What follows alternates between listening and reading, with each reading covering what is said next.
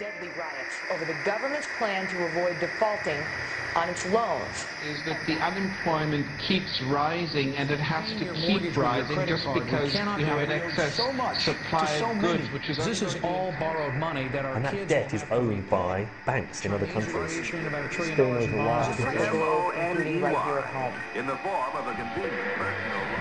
A filter cigarette that delivers the taste, and 45 malt liquor. Are you hot?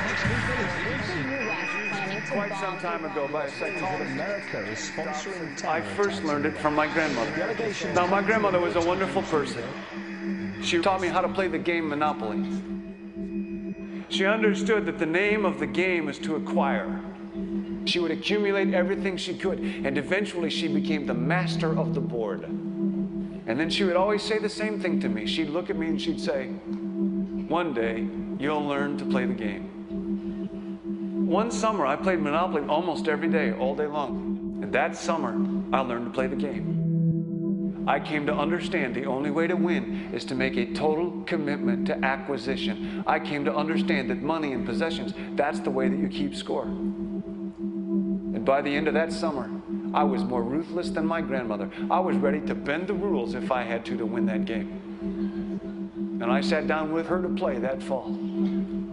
I took everything she had. I watched her give her last dollar and quit in utter defeat.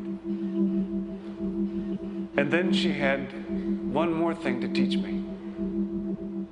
Then she said, "Now it all goes back in the box." All those houses and hotels, all the railroads and utility companies, all that property and all that wonderful money. Now it all goes back in the box. None of it was really yours. You got all heated up about it for a while. But it was around a long time before you sat down at the board. And it will be here after you're gone. Players come and players go. Houses and cars, titles and clothes, even your body. Because the fact is that everything I clutch and consume and hoard is going to go back in the box, and I'm going to lose it all. You have to ask yourself, when you finally get the ultimate promotion, when you've made the ultimate purchase, when you buy the ultimate home, when you have stored up financial security and climbed the ladder of success to the highest rung you can possibly climb it, and the thrill wears off, and it will wear off, then what? How far do you have to walk down that road before you see where it leads? Surely you understand, it'll never be enough. So you have to ask yourself the question, what matters?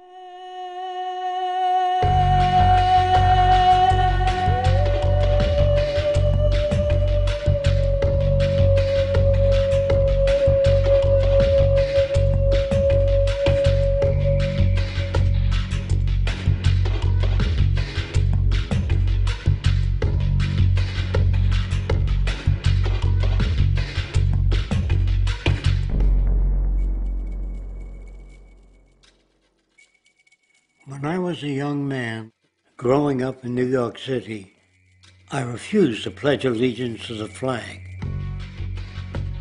Of course, I was sent to the principal's office, and he asked me, "Why don't you want to pledge allegiance? Everybody does." I said, "Everybody once believed the earth was flat, but that doesn't make it so." I explained that America owed everything it has to other cultures and other nations, and that I would rather pledge allegiance to the earth and everyone on it. Needless to say, it wasn't long before I left school entirely, and I set up a lab in my bedroom. There I began to learn about science and nature. I realized then that the universe is governed by laws, and that the human being, along with society itself, was not exempt from these laws.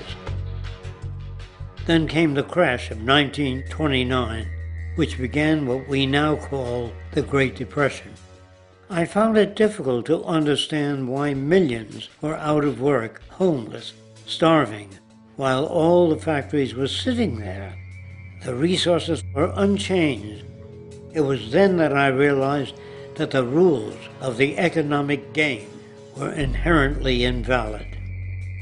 Shortly after came World War II, where various nations took turns systematically destroying each other. I later calculated that all the destruction and wasted resources spent on that war could have easily provided for every human need on the planet. Since that time, I have watched humanity set the stage for its own extinction.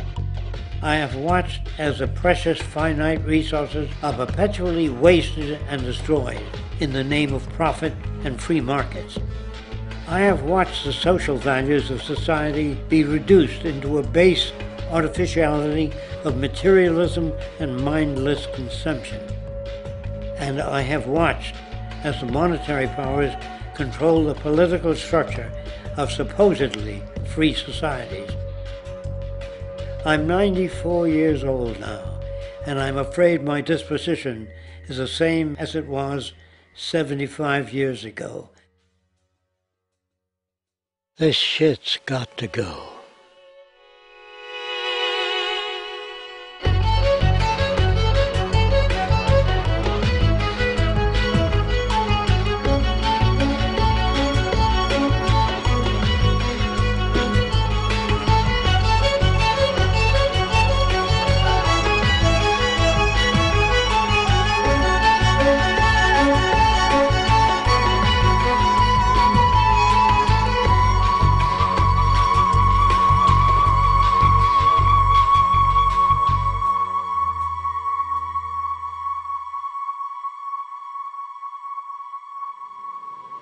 So you're a scientist, and somewhere along the way, hammered into your head is the inevitable nature versus nurture, and that's at least up there with Coke versus Pepsi or Greeks versus Trojans.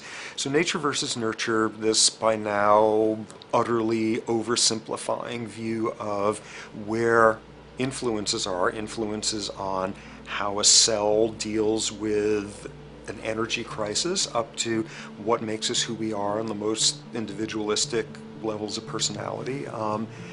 And what you've got is this complete false dichotomy built around nature as deterministic. At the very bottom of all the causality of life is DNA and the code of codes and the Holy Grail, and everything is driven by it. And at the other end, a much more social science perspective, which is we are social organisms, and biology is for slime molds. Humans are free of biology, and obviously both views are nonsense. What you see instead is it is virtually impossible to understand how biology works outside the context of environment. One of the most crazy-making yet widespread and potentially dangerous notions is, oh, that behavior is genetic. Now, what does that mean? It means all sorts of subtle stuff if you sort of know modern biology, but for most people out there, what it winds up meaning is a deterministic view of life, one rooted in biology and genetics. Genes equal things that can't be changed. Genes equal things that are inevitable and that you might as well not waste resources trying to fix, might as well not put societal energies into trying to improve because it's inevitable, it's unchangeable. And that is sheer nonsense.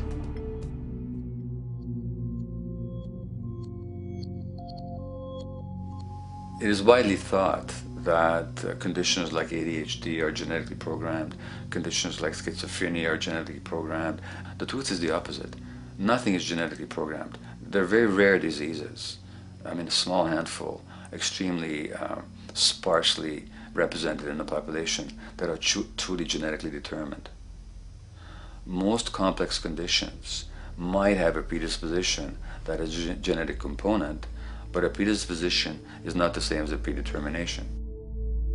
The whole search for the source of diseases in the genome was doomed to failure before anybody even thought of it, because most diseases are not genetically predetermined. Heart disease, cancer, strokes, rheumatoid conditions, autoimmune conditions in general, mental health conditions, addictions, these are none of them genetically determined. Breast cancer, for example, out of 100 women with breast cancer, only 7 will carry the breast cancer genes. 93 do not. And out of 100 women who do have the genes, not all of them will get cancer.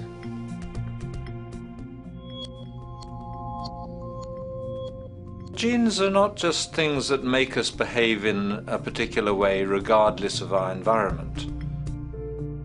Genes give us different ways of responding to our environment. In fact, it looks as if some of the early childhood influences of a kind of child rearing affect gene expression, actually turning on and off different genes to put you on a different developmental track, which may suit the kind of world you've got to deal with. So, for example, a study done in Montreal with suicide victims looked at autopsies of the brains of these people. And it turned out that if a suicide victim, these are usually young adults, had been abused as children, the abuse actually caused a genetic change in the brain that was absent in the brains of people who had not been abused. That's an epigenetic effect. Epi means on top of, so that the epigenetic influence is what happens environmentally to either activate or deactivate certain genes. In New Zealand, there's a study that was done in a town called Dunedin, in which a few thousand individuals were studied from birth up to into their 20s. What they found was that they could identify a genetic mutation, an abnormal gene, which did have some relation to the predisposition to commit violence, but only if the individual had also been subjected to severe child abuse. In other words, a child with this abnormal gene would be no more likely to be violent than anybody else, and in fact they actually had a lower rate of violence than people with normal genes, as long as they weren't abused as children.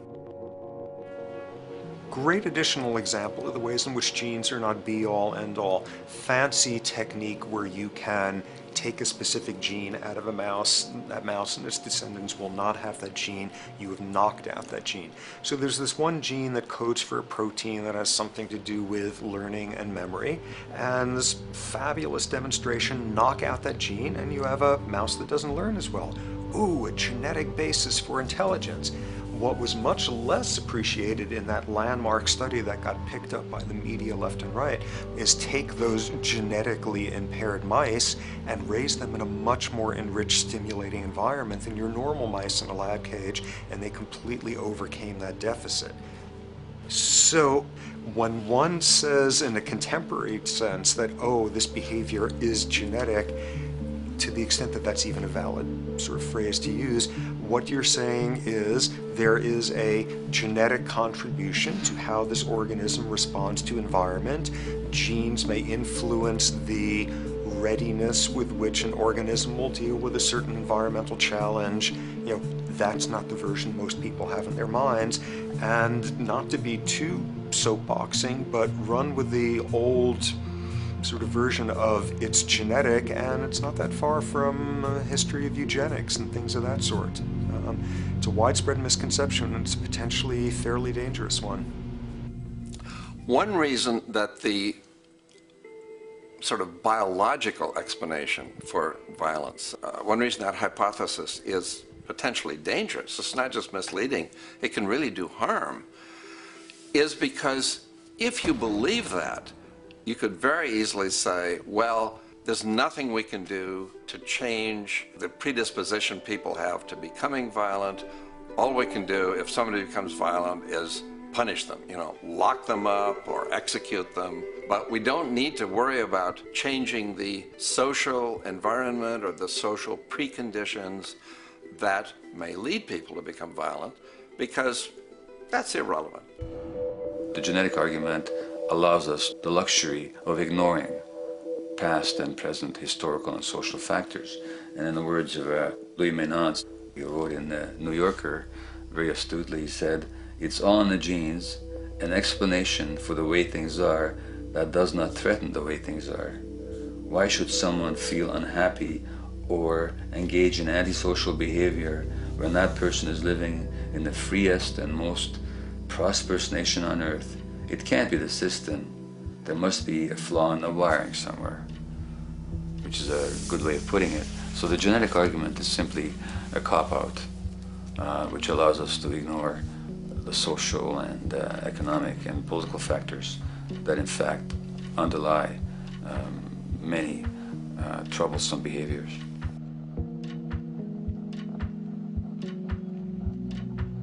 Addictions are usually considered to be a drug-related issue, but looking at it more broadly, I define addiction as any behavior that is associated with craving, with temporary relief, and with long-term negative consequences, along with an impairment of control over it, so that the person wishes to give it up or promises to do so, but can't follow through. And when you understand that, then you can see that there are many more addictions than simply those related to drugs. So there's workaholism, there's addiction to shopping, to the internet, to video games.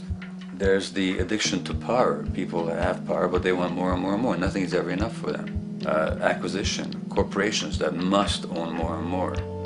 The addiction to oil, or at least to the wealth and to the products made accessible to us by oil. Look at the negative consequences on the environment. We're destroying the very earth that we inhabit for the sake of that addiction. Now, these addictions are far more devastating in their social consequences than the cocaine or heroin habits of my downtown Eastside patients. Yet they're rewarded and considered to be respectable. The tobacco company executive that shows a higher profit will get a much bigger reward. He doesn't face any negative consequences legally or otherwise. In fact, he's a respected member of the board of several other corporations. But tobacco smoke-related diseases kill 5.5 million people around the world every year. In the United States, they kill 400,000 people a year. And these people are addicted to what? To profit. To such a degree are they addicted that they're actually in denial about the impact of their activities, which is typical for addicts, is denial. And that's a respectable one. It's respectable to be addicted to profit no matter what the cost. So what is acceptable and what is respectable is a highly arbitrary phenomenon in our society. And it seems like the greater the harm, the more respectable the addiction.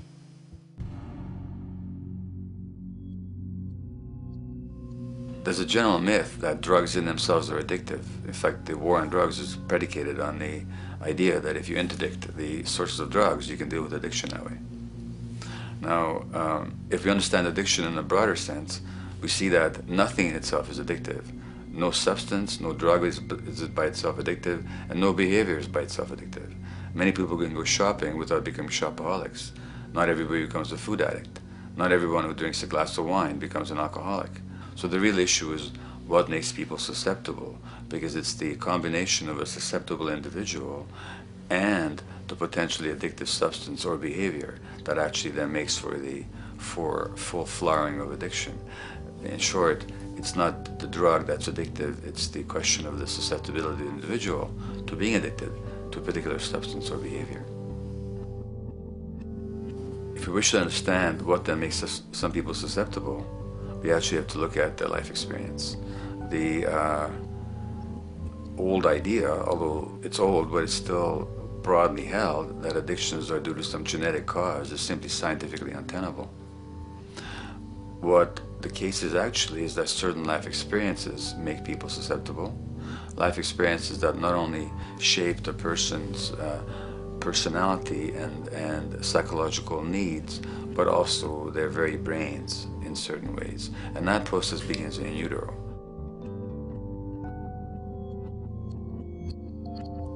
It's been shown, for example, that if you stress mothers during pregnancy, their children are more likely to have traits that predispose them to addictions. And that's because development is shaped by the psychological and social environment. So the biology of human beings is very much affected by and programmed by their life experiences beginning in utero. Environment does not begin at birth. Environment begins as soon as you have an environment. As soon as you are a fetus, you are subject to whatever information is coming through mom's circulations, hormones, levels of nutrients. Great landmark example of this, something called the Dutch hunger winter. 1944, Nazis occupying Holland. For a bunch of reasons, they decide to take all the food and divert it to Germany. For 3 months, everybody there is starving. Tens of thousands of people starve to death. What the Dutch hunger winter effect is, if you were a second or third trimester fetus during the starvation, your body learned something very unique during that time. As it turns out, second, third trimester, something that your body is going about trying to learn about the environment is, well, how menacing of a place is it out there? How plentiful? How much nutrients am I getting by way of mom's circulation? Be a fetus who is starving during that time, and your body programs forever after to be really, really, really stingy with your sugar and fat, and what you do is you store every bit of it. Be a Dutch hunger winter fetus, and half a century later, everything else being equal, you are more likely to have high blood pressure, obesity, or metabolic syndrome. That is environment coming in a very unexpected place. You can stress animals in a laboratory when they're pregnant, and their offspring will be more likely to use cocaine and alcohol as adults. You can stress human mothers. For example, in a British study, women who are abused in pregnancy will have higher levels of the stress hormone cortisol in their placenta at birth, and their children are more likely to have conditions that predispose them to addictions by age 7 or 8. So in utero stress already prepares the ground for all kinds of mental health issues. Israeli study done prior on children born to mothers who were pregnant prior to the onset of the 1967 war. These women, of course, are very stressed, and their offspring have a higher incidence of schizophrenia than the average cohort. So there's plenty of evidence now that prenatal effects have a huge impact on the developing human being.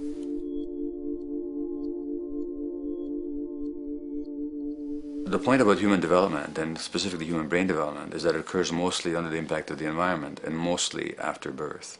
Now, if you compare us to a horse, which can run on the first day of life, we see that we are very undeveloped. We can't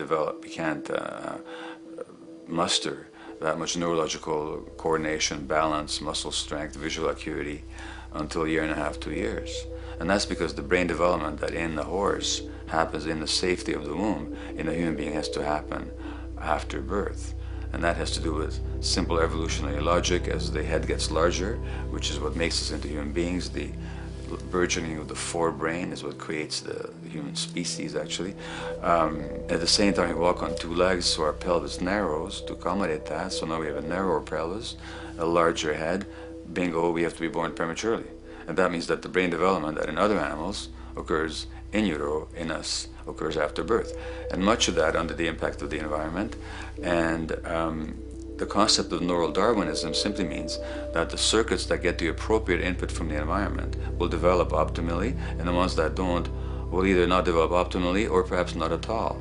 If you take a child with perfectly good eyes at birth and you put him in a dark room for 5 years, he'll be blind thereafter for the rest of his life, because the circuits of vision require light waves for their development. And without that, even the rudimentary circuits present and active at birth will atrophy and die, and new ones will not develop.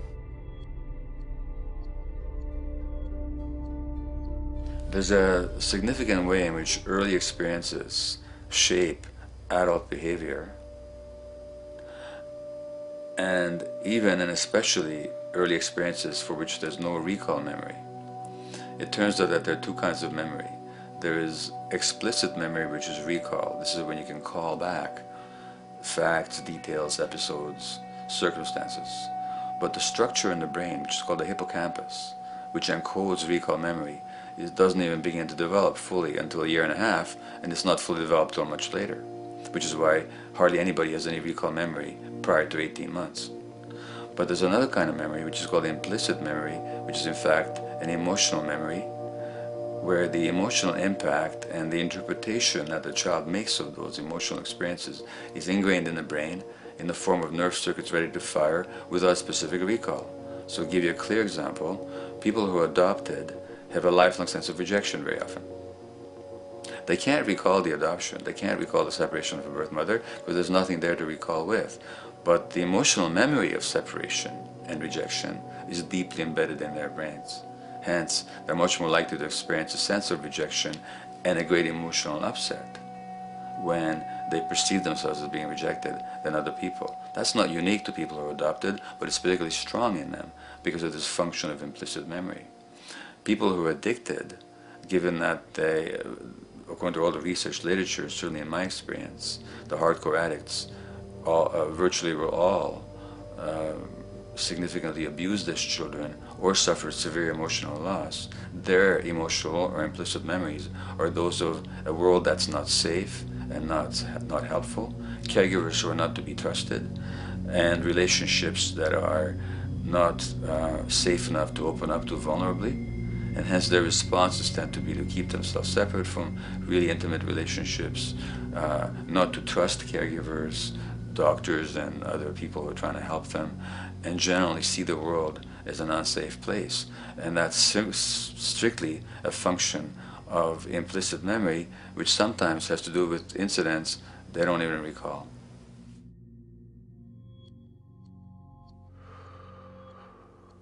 Infants who are born premature are often in incubators and various types of gadgetry and machinery for weeks and perhaps months. It's now known that if these children are touched and stroked on the back for just 10 minutes a day, that promotes their brain development. So human touch is essential for development. And in fact, infants who are never picked up will actually die.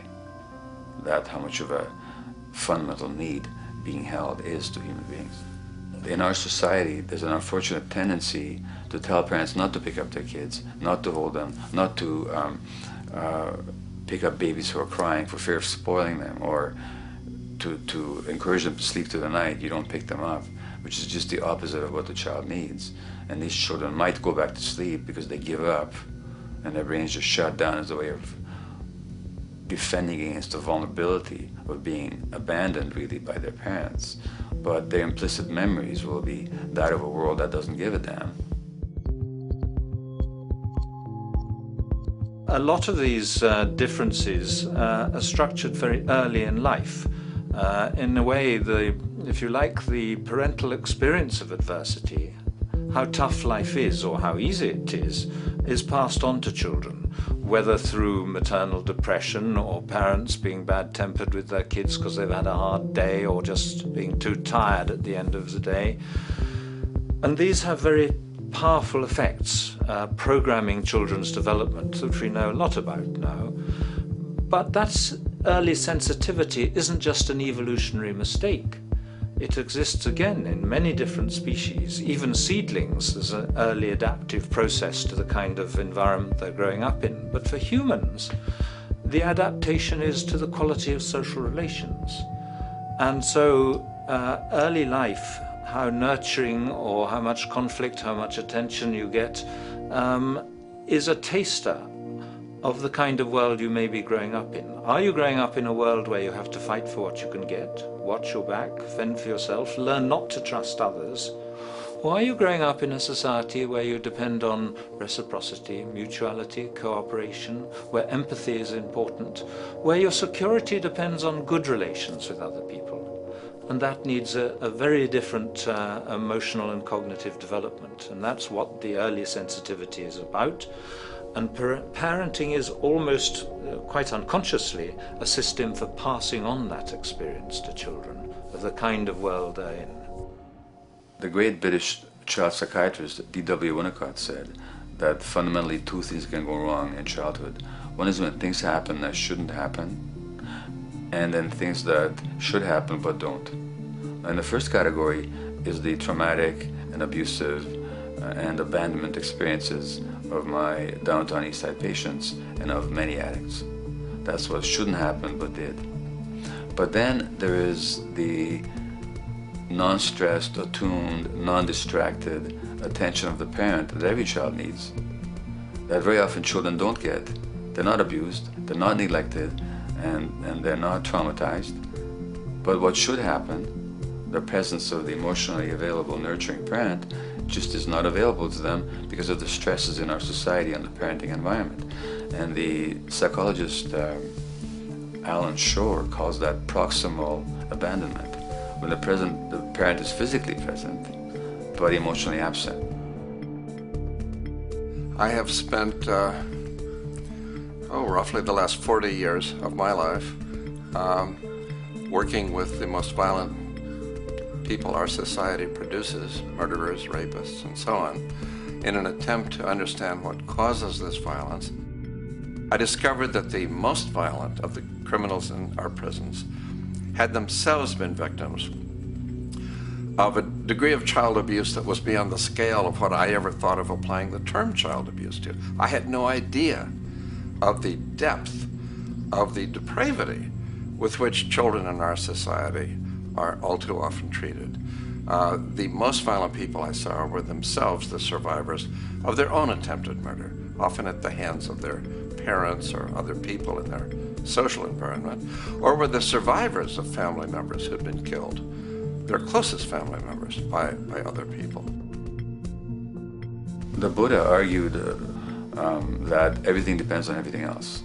He says the one contains the many and the many contains the one. That you can't understand anything in isolation from its environment. The leaf contains the sun, the sky, and the earth, obviously. This has not been shown to be true, of course, all around, and specifically when it comes to human development. The modern scientific term for it is the biopsychosocial nature of human development, which says that the biology of human beings depends very much on their interaction with the social and psychological environment. And specifically, the psychiatrist and researcher Daniel Siegel at the University of California, Los Angeles, UCLA, has coined the phrase interpersonal neurobiology, which means to say that the way that our nervous system functions depends very much on our personal relationships. In the first place with the parenting caregivers, and in the second place with other important attachment figures in our lives, and in the third place with our entire culture. So that you can't separate the neurological functioning of a human being from the environment in which he or she grew up in and continues to exist in. And this is true throughout the life cycle. It's particularly true when you're dependent and helpless and your brain is developing, but it's true even in adults and even at the end of life. Human beings have lived in almost every kind of society, from the most egalitarian, hunting and gathering societies seem to have been very egalitarian, for instance based on food sharing, gift exchange. Small bands of people living predominantly off of foraging, but a little bit of hunting. Predominantly among people you have at the least known your entire life, if not surrounded by third cousins or closer, in a world in which there is a great deal of fluidity between different groups, in a world in which there is not a whole lot in terms of material culture. This is how humans have spent most of their hominid history. And no surprise, that makes for a very different world. One of the things you get as a result of that is far less violence.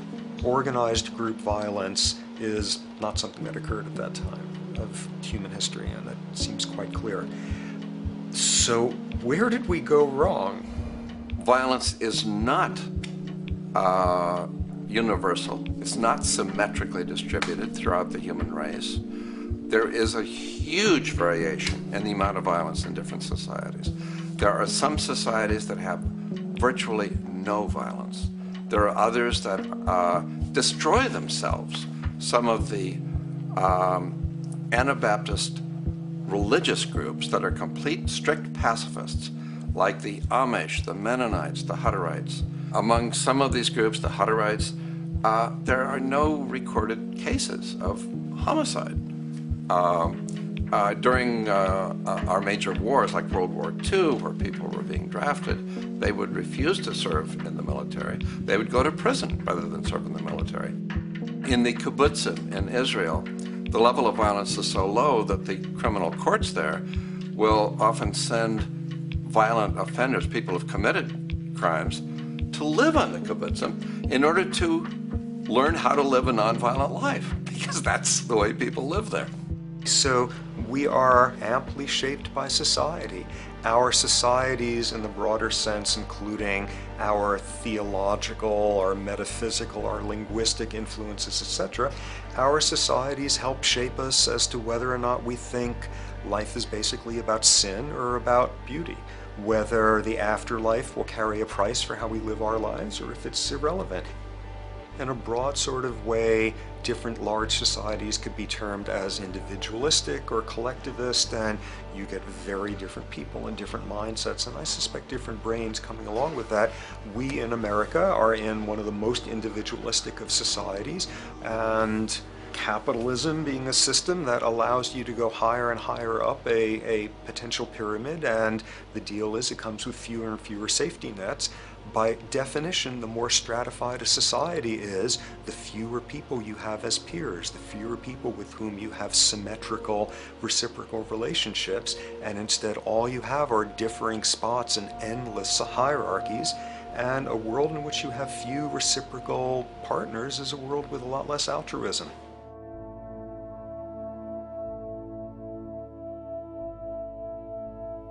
Alright, so this brings us to a total impossible juncture, which is to try to make sense in perspective of science as to what the nature is of human nature.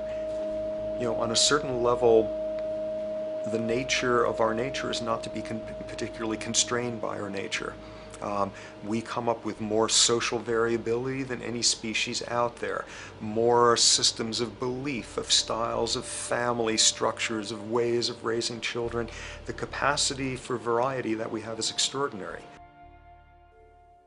In a society which is predicated on competition and really very often the ruthless exploitation of one human being by another, the profiteering of other people's problems, and very often the creation of problems for the purpose of profiteering, the ruling ideology will very often justify that behavior by appeals to some fundamental and unalterable human nature. So the myth in our society is that people are competitive by nature, and that they're individualistic, and that they're selfish. The real reality is quite the opposite. We have certain human needs. The only way that you can talk about human nature concretely is by recognizing that there's certain human needs. We have a human need for companionship and for close contact, to be loved, to be attached to be accepted, to be seen, to be received for who we are. If those needs are met, we develop into people who are compassionate and cooperative and who have empathy for other people. So the opposite that we often see in our society is in fact the distortion of human nature, precisely because so few people have their needs met. So yes, you can talk about a human nature, but only in the sense of basic human needs that are instinctively evoked, or I should say certain human needs that lead to certain traits if they are met, and a different set of traits if they're denied. So, when we recognize the fact that the human organism, which has a great deal of adaptive flexibility, allowing us to survive in many different conditions, is also rigidly programmed for certain environmental requirements or human needs, a social imperative begins to emerge. Just as our bodies require physical nutrients, the human brain demands positive forms of environmental stimulus at all stages of development, while also needing to be protected from other negative forms of stimulus. And if things that should happen do not, or if things that shouldn't happen do, it is now apparent that the door can be opened for not only a cascade of mental and physical diseases, but many detrimental human behaviors as well. So as we turn our perspective now outward and take account for the state of affairs today, we must ask the question, is the condition we have created in the modern world actually supporting our health? Is the bedrock of our socioeconomic system acting as a positive force for human and social development and progress? Or is the foundational gravitation of our society actually going against the core evolutionary requirements needed to create and maintain our personal and social well-being?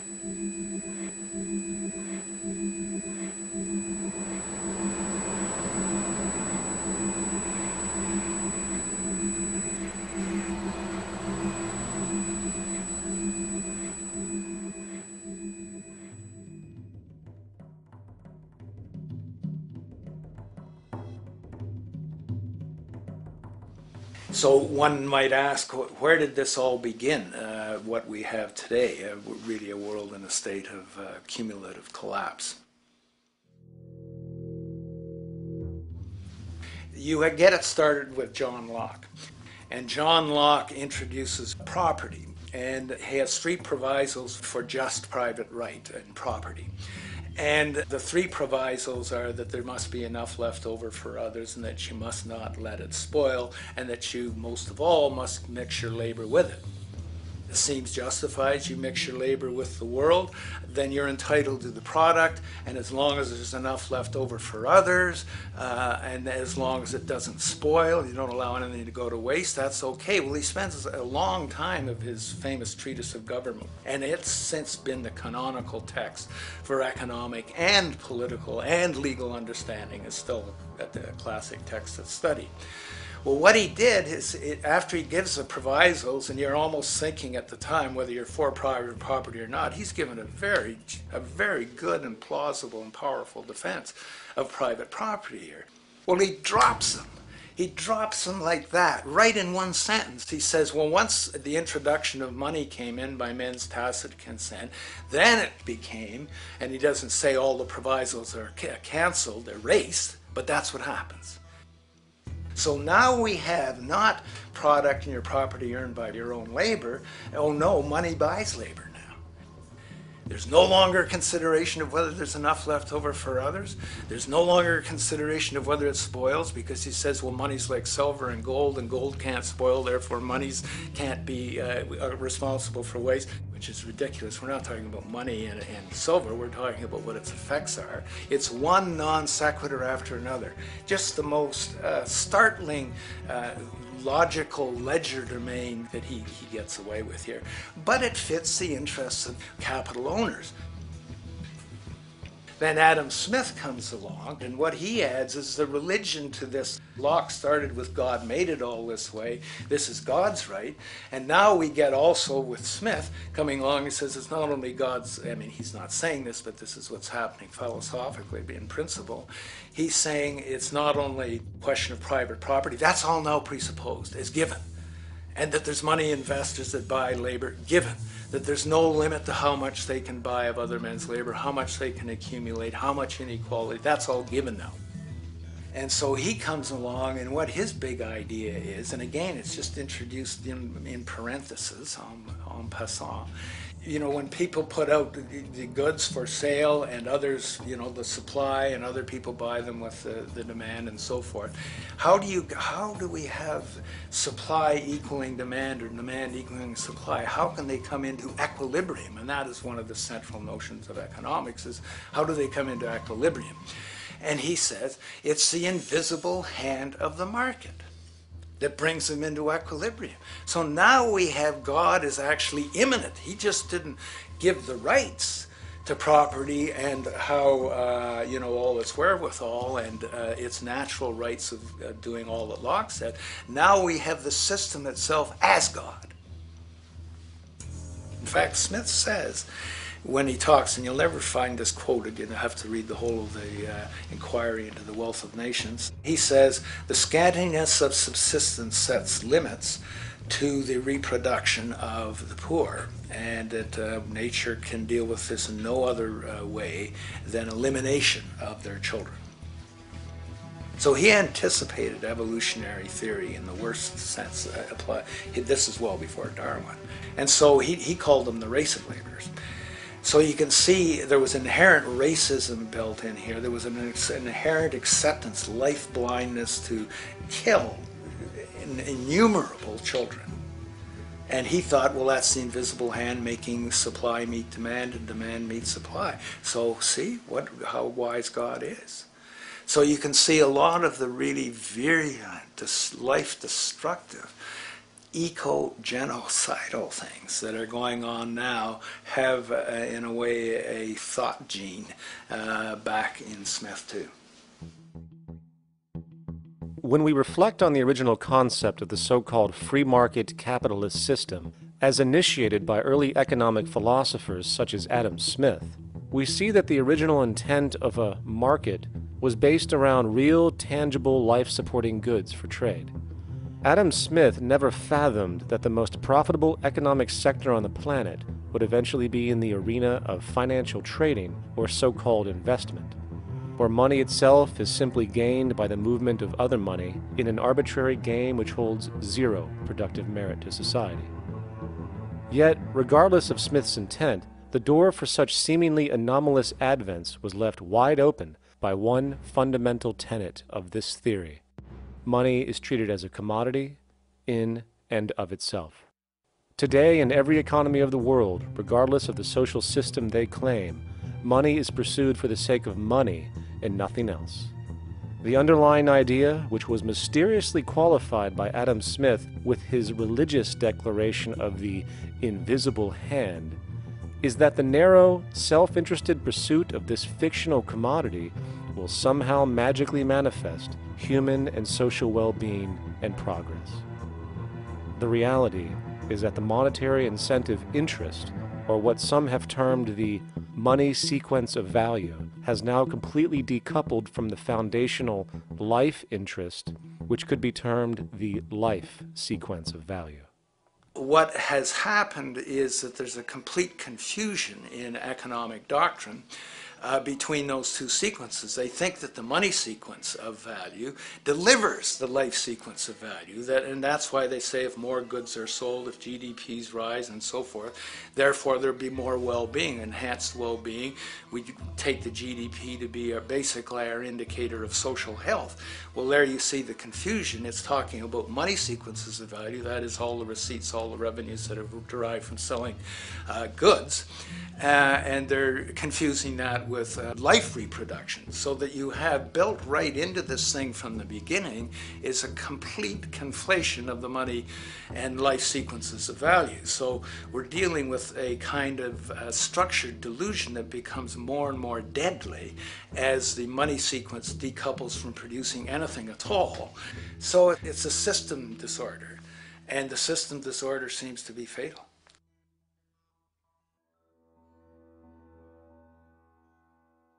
In society today, you seldom hear anyone speak of the progress of their country or society in terms of their physical well-being, state of happiness, trust, or social stability. Rather, the measures are presented to us through economic abstractions. We have the gross domestic product, the consumer price index, the value of the stock market, rates of inflation, and so on. But does this tell us anything of real value as to the quality of people's lives? No, all these measures have to do with the money sequence itself and nothing more. For example, the gross domestic product of a country is a measure of the value of goods and services sold. This measure is claimed to correlate to the standard of living of a country's people. In the United States, healthcare accounted for over 17% of GDP in 2009, amounting to over $2.5 trillion spent, hence creating a positive effect on this economic measure. And based on this logic, it would be even better for the U.S. economy if healthcare services increased more so, perhaps to $3 trillion or $5 trillion, since that would create more growth, more jobs, and hence boasted by economists as a rise in their country's standard of living. But wait a minute, what do healthcare services actually represent? Well, sick and dying people. That's right, the more unhealthy people there are in America, the better the economy. Now, that is not an exaggeration or a cynical perspective. In fact, if we step back far enough, you will realize that the GDP not only doesn't reflect real public or social health on any tangible level, it is, in fact, mostly a measure of industrial inefficiency and social degradation. And the more you see it rise, the worse things are becoming with respect to personal, social, and environmental integrity. You have to create problems to create profit. There is no profit under the current paradigm in saving lives, putting balance on this planet, having justice and peace or anything else. There's just no profit there. There's an old saying, pass a law, create a business, whether you're creating a business for a lawyer or whatever. So, crime does create business, just like destruction creates business in Haiti. We have now roughly 2 million people incarcerated in this country, and of those, many of them are in prisons run by private corporations, Corrections Corporation of America, Wackenhut, who trade their stock on Wall Street based upon how many people are in jail. Now that's sickness, but that is a reflection of what this economic paradigm calls for. So what exactly does this economic paradigm call for? What is it that keeps our economic system going? Consumption. Or more accurately, cyclical consumption. When we break down the foundation of classic market economics, we are left with a pattern of monetary exchange that simply cannot be allowed to stop or even substantially slowed, if the society as we know it is to remain operational. There are three main actors on the economic stage: the employee, the employer, and the consumer. The employee sells labor to the employer for income. The employer sells its production services and hence goods to the consumer for income. And the consumer, of course, is simply another role of the employer and employee, spending back into the system to enable the cyclical consumption to continue. In other words, the global market system is based on the assumption that there will always be enough product demand in society to move enough money around at a rate which can keep the consumption process going. And the faster the rate of consumption, the more so-called economic growth is assumed, and so the machine goes. But hold on, I thought an economy was meant to, economize? Doesn't the very term have to do with preservation and efficiency and a reduction of waste? So how does our system, which demands consumption and the more the better, efficiently preserve or economize at all? Well, it doesn't. The intent of the market system is, in fact, the exact opposite of what a real economy is supposed to do, which is efficiently and conservatively orient the materials for production and distribution of life-supporting goods. We live on a finite planet with finite resources, where, for example, the oil we utilize took millions of years to develop, where the minerals we use took billions of years to develop. So, having a system that deliberately promotes the acceleration of consumption for the sake of so-called economic growth is pure ecocidal insanity. Absence of waste, that's what efficiency is. Absence of waste. This system is more wasteful than all the other existing systems in the history of the planet. Every level of life organization and life system is in a state of crisis and challenge and decay or collapse. No peer-reviewed journal in the last 30 years will tell you anything different. That is that every life system is in decline, as well as social programs, as well as our water access. Try to name any means of life that isn't threatened and in danger. You can't. There really isn't one, and that's very, very despairing. But we haven't even figured out the causal mechanism. We don't want to face the causal mechanism. We just want to go on, that's what insanity is, where you keep doing the same thing over and over again, though it clearly doesn't work.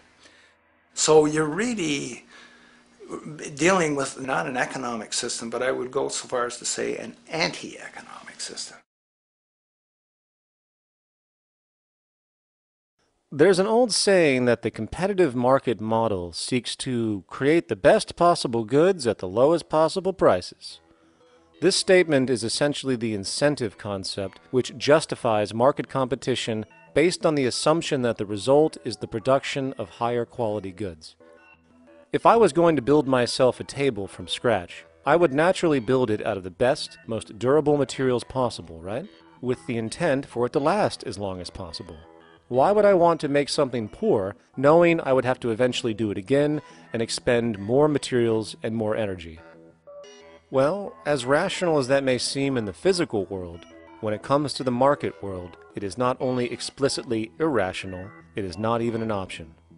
It is technically impossible to produce the best of anything if a company is to maintain a competitive edge and hence remain affordable to the consumer. Literally everything created and set for sale in the global economy is immediately inferior the moment it is produced, for it is a mathematical impossibility to make the most scientifically advanced, efficient, and strategically sustainable products.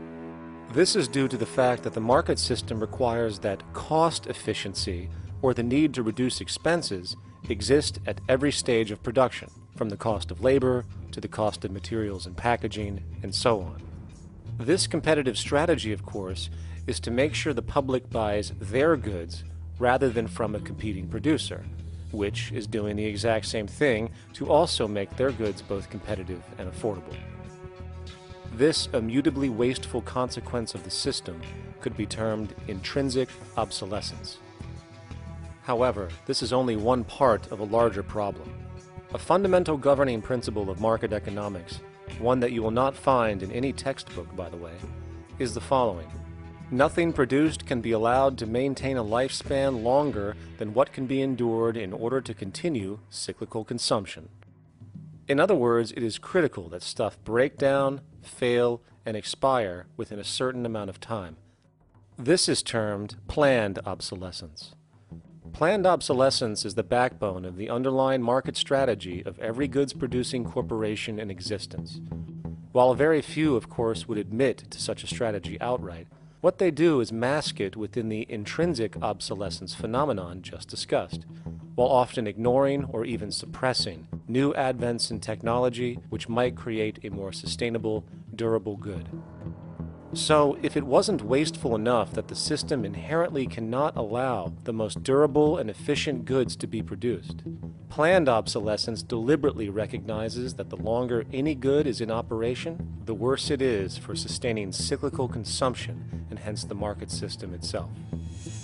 In other words, product sustainability is actually inverse to economic growth, and hence there is a direct, reinforced incentive to make sure lifespans are short of any given good produced. And in fact, the system cannot operate any other way. One glance at the sea of landfills now spreading across the world show the obsolescence reality. There are now billions of cheaply made cell phones, computers, and other technology, each full of precious, difficult-to-mine materials such as gold, coltan, copper, now rotting in vast piles, usually due to the mere malfunction or obsolescence of small parts, which, in a conservative society, could likely be fixed or updated, and the life of the good extended.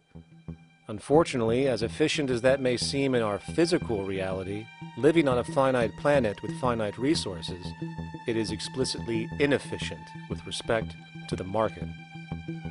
To put it into a phrase, efficiency, sustainability, and preservation are the enemies of our economic system.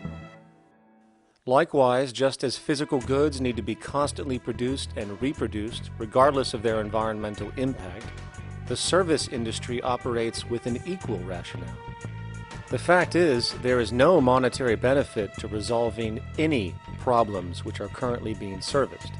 At the end of the day, the last thing the medical establishment really wants is the curing of diseases such as cancer, which would eliminate countless jobs and trillions in revenue.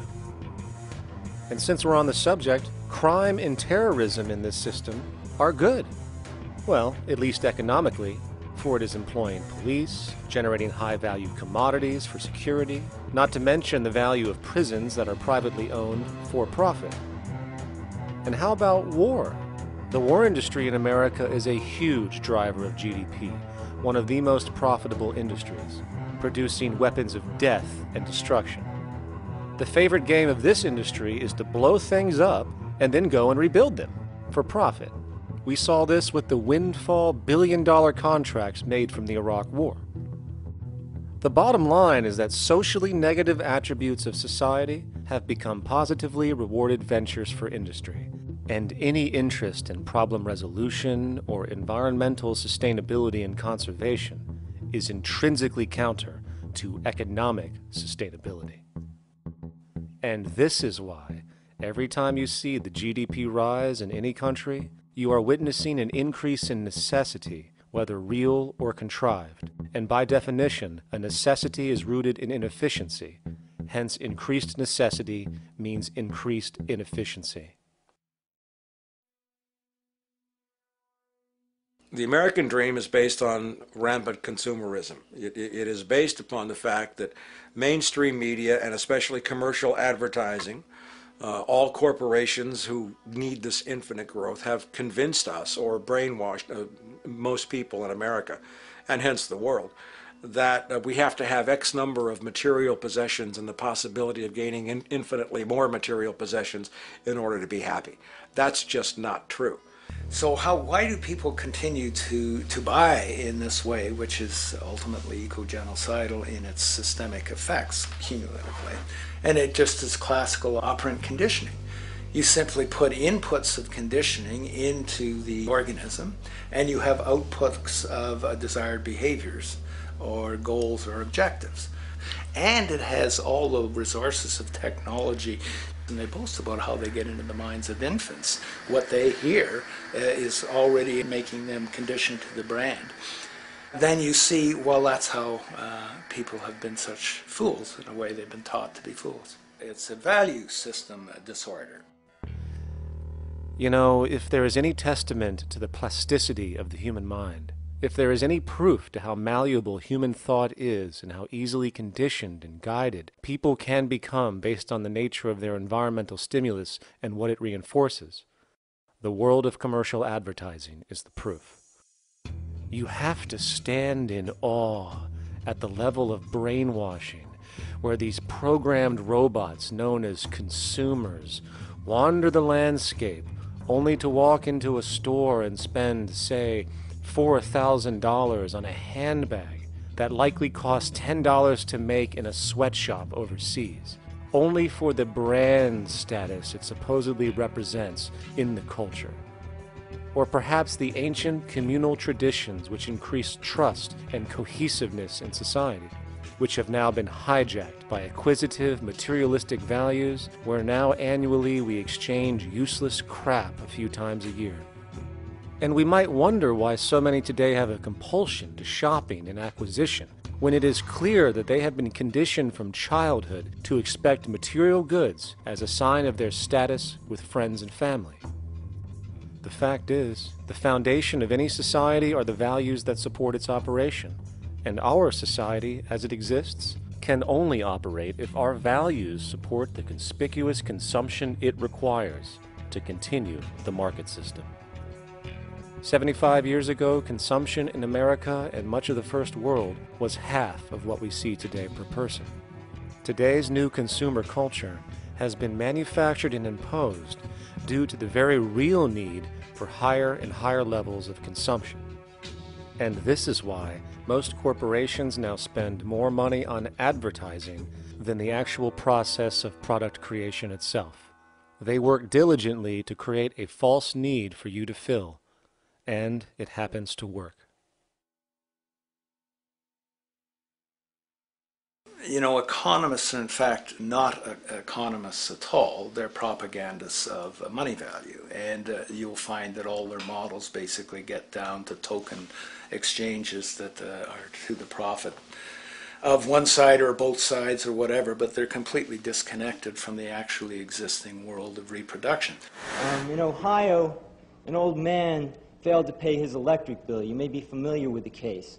And the electric company turned off the electricity and he died. The reason they turned it off was because it wouldn't have been profitable for them to keep it on because he didn't pay his bill. Do you believe that was right? The responsibility really lies not on the electric company for turning it off, but on those of this man's neighbors and friends and associates who are not charitable enough to enable him as an individual to meet the electric bill.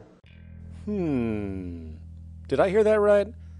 Did he just say the death of a man caused by not having money was the responsibility of other people, or in effect, charity?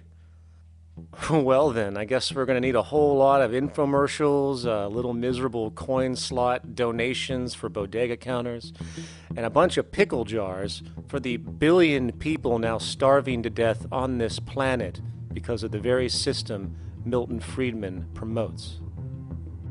Whether you are dealing with the philosophies of Milton Friedman, F.A. Hayek, John Maynard Keynes, Ludwig von Mises, or any other major market economist, the basis of rationale rarely leaves the money sequence.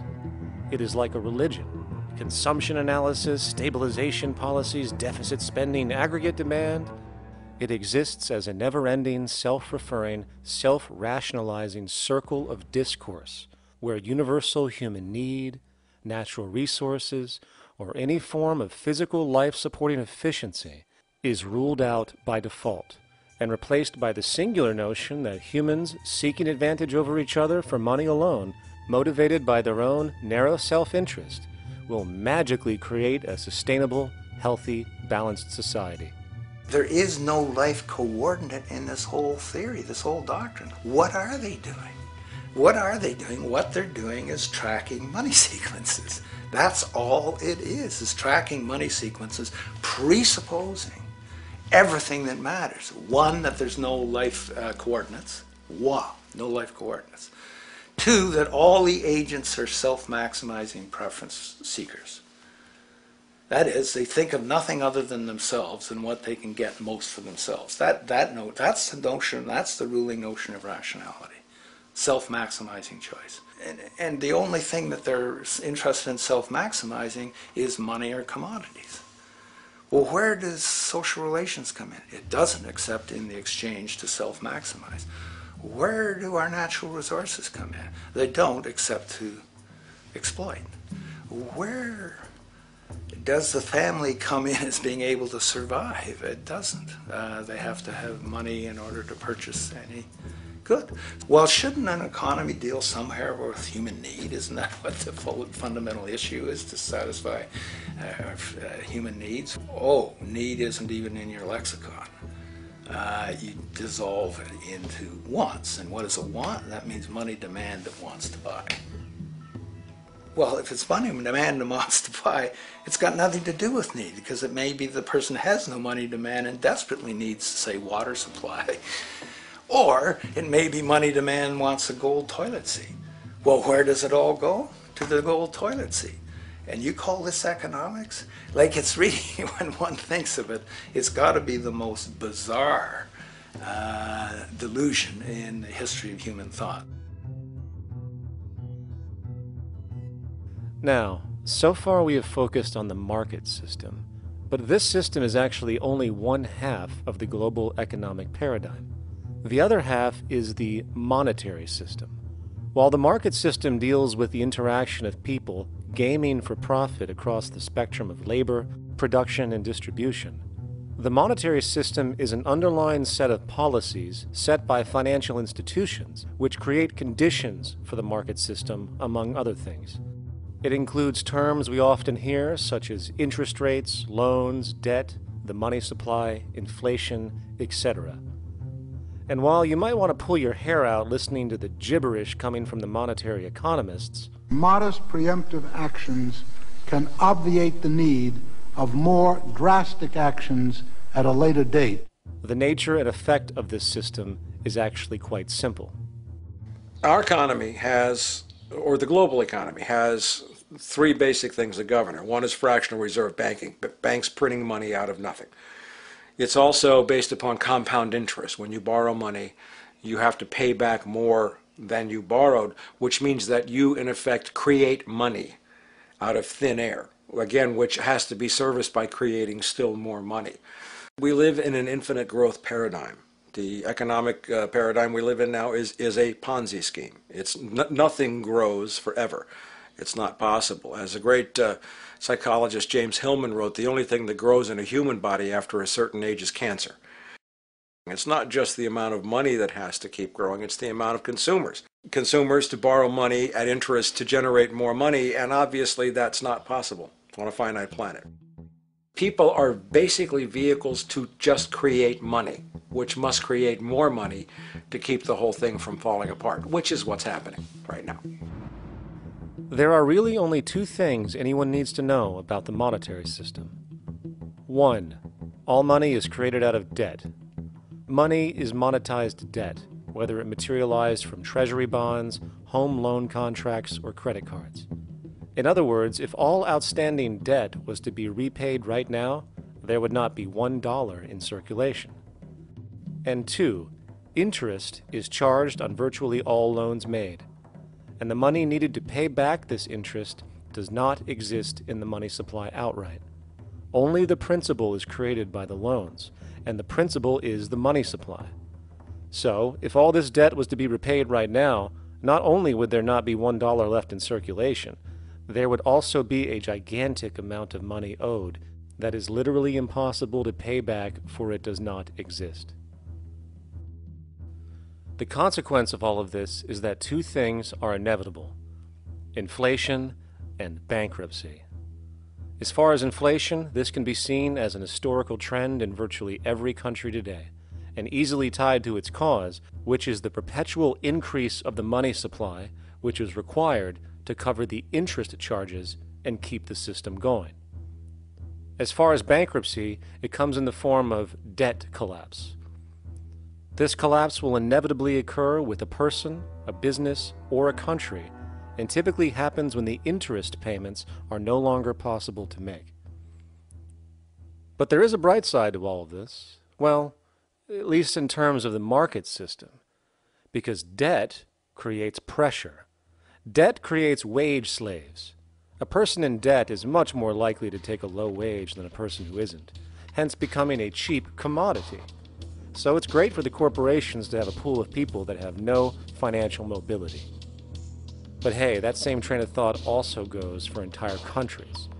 The World Bank and the International Monetary Fund, which mostly serve as proxies for transnational corporate interests, give gigantic loans to troubled countries at very high interest rates, and then, once the countries are deeply in the hole and can't pay, austerity measures are applied, the corporations swoop in, set up sweatshops, and take their natural resources.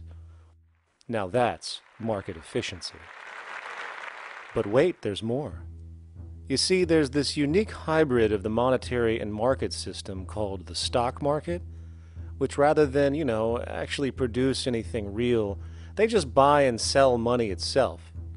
And when it comes to debt, you know what they do? That's right, they trade it.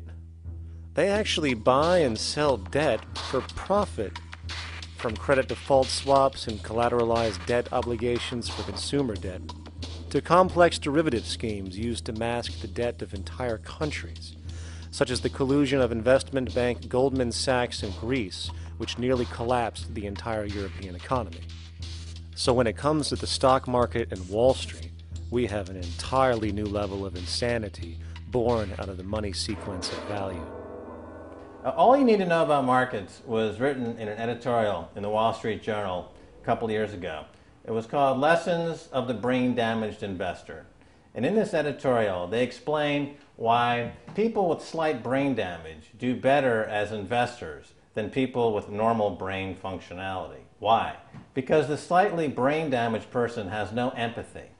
And that's the key. If you don't have any empathy, you do well as an investor. And so Wall Street breeds people who have no empathy, to go in there and to make decisions and make trades that they have no compunction about and no thought whatsoever as to what they're doing might affect their fellow human being. So they breed these robots, these people who have no souls. And since they don't even want to pay these people anymore, they're now breeding robots, real algorithmic traders.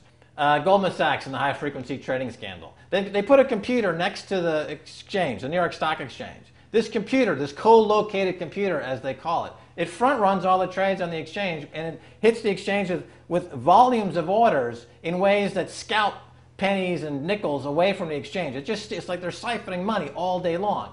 They went one quarter last year, 30 or 60 straight days without a single down day and made millions of dollars every single day. Is that because, well, that's statistically impossible. When I worked on Wall Street, the way it works is everyone kicks upstairs the bribes. The brokers bribe to the office manager bribes to the regional sales manager bribes to the national sales manager. It's a common understanding. At Christmas, who gets the biggest bonus at Christmas in an average brokerage office? The compliance officer. The compliance officer sits there all day long. He's supposed to be making sure you don't violate any of the margin rules and you're complying with the law. Of course, yeah, to the extent that you can bribe the compliance officer, yeah, that's right, you are complying with the law. So how does fraud has become the system? It's no longer a byproduct. It is the system. You know, it's like that old Woody Allen joke. He says, "Doctor, my brother thinks he's a chicken." And the doctor says, "Take a pill, and that should cure the problem." And he says, "No, doctor, you don't understand. We need the eggs." Okay? So the trading of fraudulent claims back and forth between banks to generate fees, to generate bonuses, has become the GDP producing growth engine of the United States economy. Even though they're essentially trading fraudulent claims that there's absolutely no hope of ever paying back. They're processing and generating and resecuritizing nothing. If I write $20 billion on a cocktail napkin and I sell it to JP Morgan while JP Morgan writes $20 billion on a cocktail napkin, and we swap those two cocktail napkins at a bar, and we each pay ourselves 1/4% in a fee, we make a lot of money for our Christmas bonus. We each have on our books a $20 billion cocktail napkin, which has no real value until such time as the system is no longer able to absorb bogus cocktail napkins, in which case we go to the government to get bailed out. And because of Wall Street and the global stock market, there are now conservatively about $700 trillion of outstanding fraudulent claims known as derivatives, still waiting to collapse, a value amounting to over 10 times the gross domestic product of the entire planet. And while we have seen the bailouts of corporations and banks by governments, which of course comedically borrow their money from banks to begin with, we are now seeing attempts to bail out whole countries by conglomerates of other countries through the international banks. But how do you bail out a planet? There is no country out there that isn't now saturated in debt. The cascade of sovereign debt defaults we have seen can only be the beginning when the math is taken into account. It has been estimated in the United States alone that income tax would need to be raised to 65% per person just to cover the interest in the near future. Economists are now foreshadowing that within a few decades, 60% of the countries on the planet will be bankrupt. But hold on, let me get this straight. The world is going bankrupt, whatever the hell that means, because of this idea called debt, which doesn't even exist in the physical reality. It's only part of a game that we've invented. And yet the well-being of billions of people is now being compromised. Extreme layoffs, tent cities, accelerating poverty, austerity measures imposed, schools shutting down, child hunger, and other levels of familial deprivation, all because of this elaborate fiction. What are we, fucking stupid? Hey, Mars, my man. Help a brother out, huh? Grow up, kid.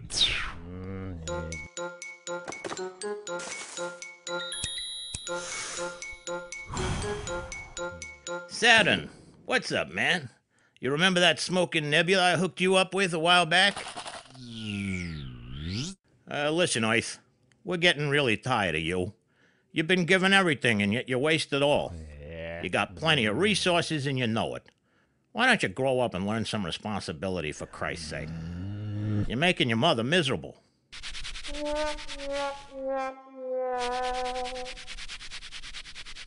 You're on your own, pal. Yeah, whatever.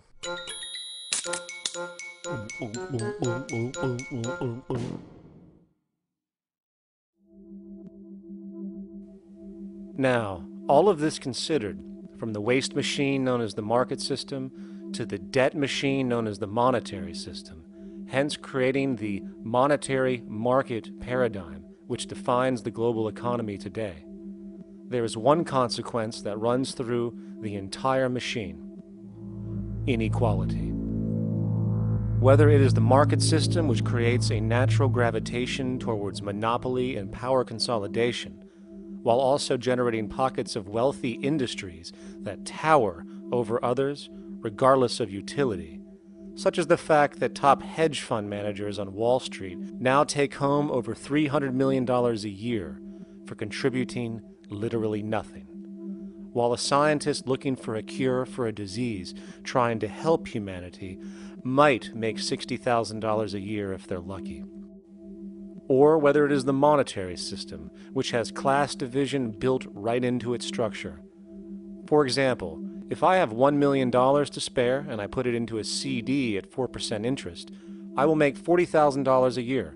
No social contribution, no nothing. However, if I'm a lower class person and have to take loans to buy my car or home, I am paying in interest, which, in abstraction, is going to pay that millionaire with the 4% CD. This stealing from the poor to pay the rich is a foundational, built-in aspect of the monetary system, and it could be labeled structural classism. Of course, historically, social stratification has always been deemed unfair, but obviously accepted overall as now 1% of the population owns 40% of the planet's wealth. But, material fairness aside, there is something else going on underneath the surface of inequality, causing an incredible deterioration in public health as a whole.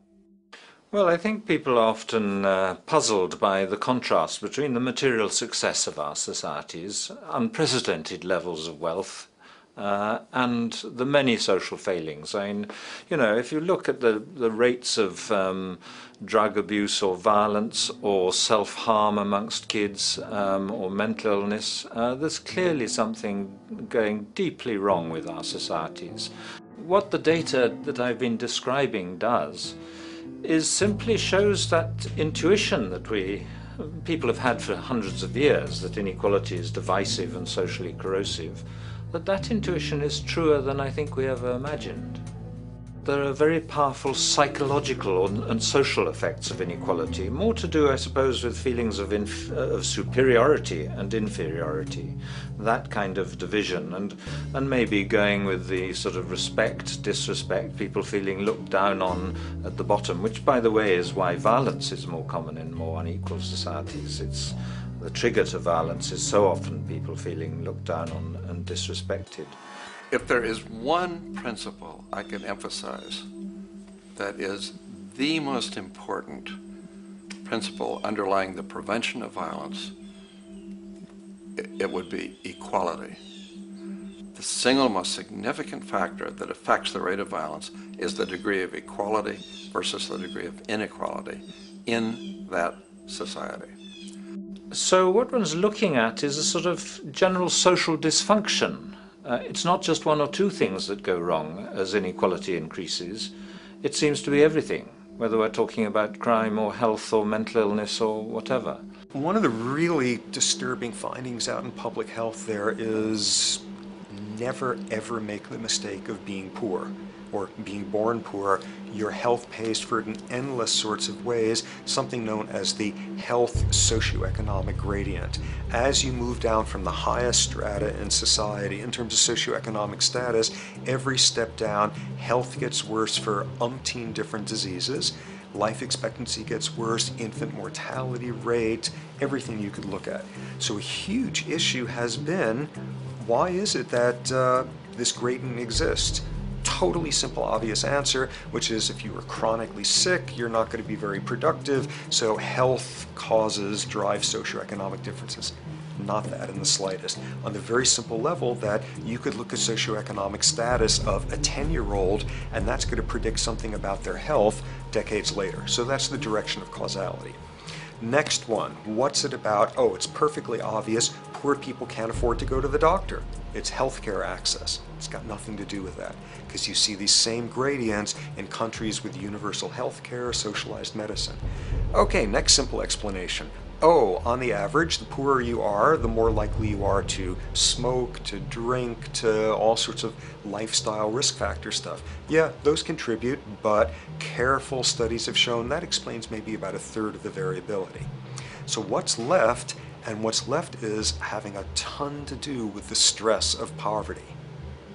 So the poorer you are, starting off being, the person who's $1 income behind Bill Gates, the poorer you are in this country, on the average, the worse your health is. This tells us something really important. The health connection with poverty, it's not about being poor, it's about feeling poor. Increasingly, we recognize that chronic stress is an important influence on health, but the most important sources of stress are the quality of social relations.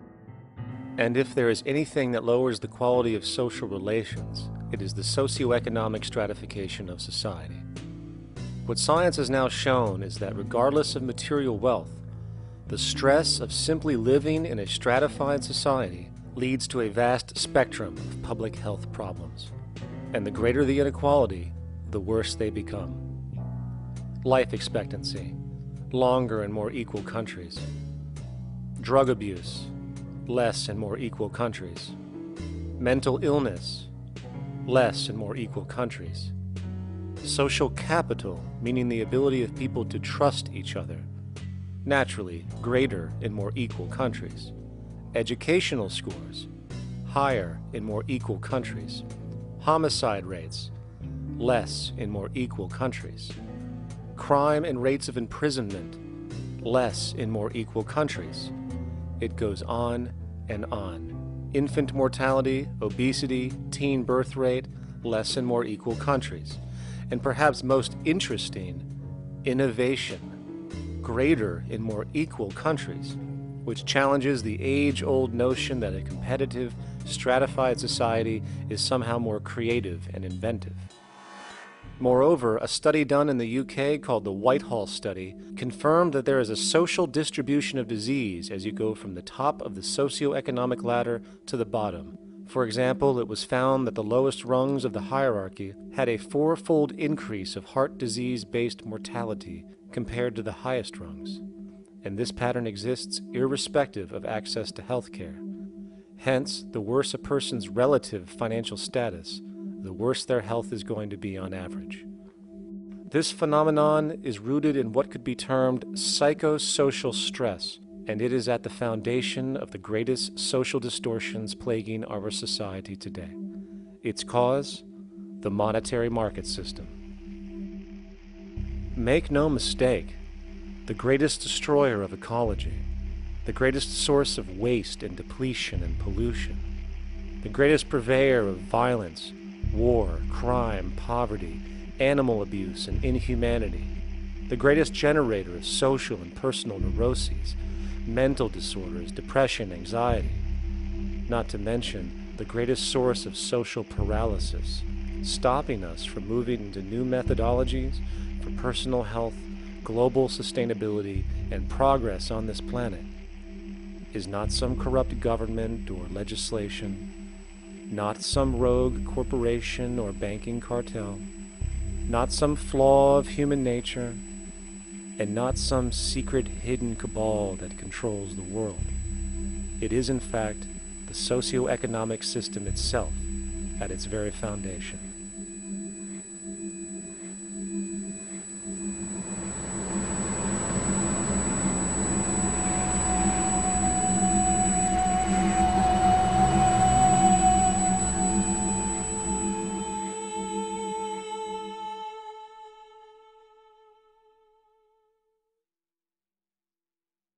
Let's imagine for a moment we had the option to redesign human civilization from the ground up. What if, hypothetically speaking, we discovered an exact replica of the planet Earth, and the only difference between this new planet and our current one is that human evolution had not occurred. It was an open palette. No countries, no cities, no pollution, no Republicans, just a pristine, open environment. So, what would we do? Well, first we need a goal, right? And it's safe to say that goal would be to survive. And not to just survive, but to do so in an optimized, healthy, prosperous way. Most people indeed desire to live, and they would prefer to do so without suffering. Therefore, the basis of this civilization needs to be as supportive and hence sustainable for human life as possible, taking into account the material needs of all the world's people while trying to remove anything that could hurt us in the long run. That goal of, say, maximum sustainability understood, the next question regards our method. What kind of approach do we take? Well, let's see. Last I checked, politics was the method of social operation on Earth. So what do the doctrines of the Republicans, liberals, conservatives, or socialists have to say about societal design? Not a damn thing. Okay, then what about religion? Surely the great creator had to have left some blueprint somewhere. No, nothing I can find. Okay then, so what's left? It appears something called science.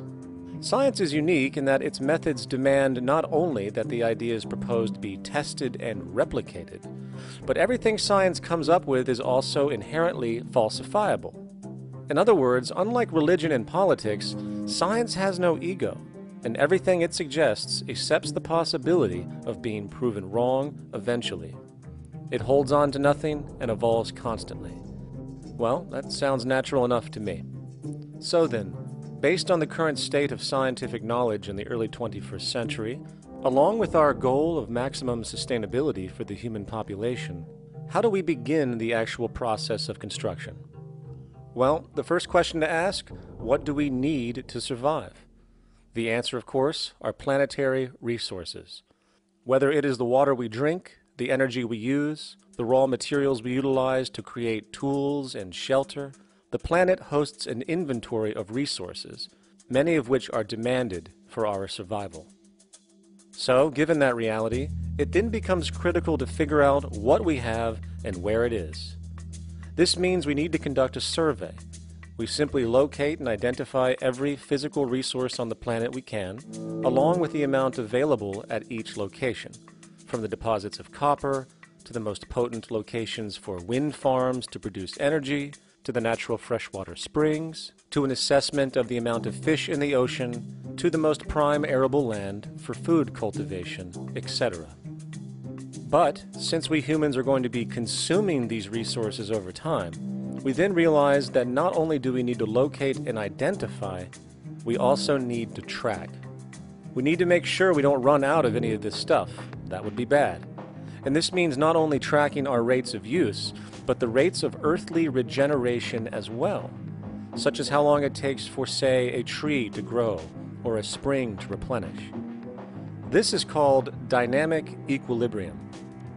In other words, if we use up trees faster than they can be grown back, we have a serious problem, for it is unsustainable. So then, how do we track this inventory, especially when we recognize that all of this stuff is scattered everywhere?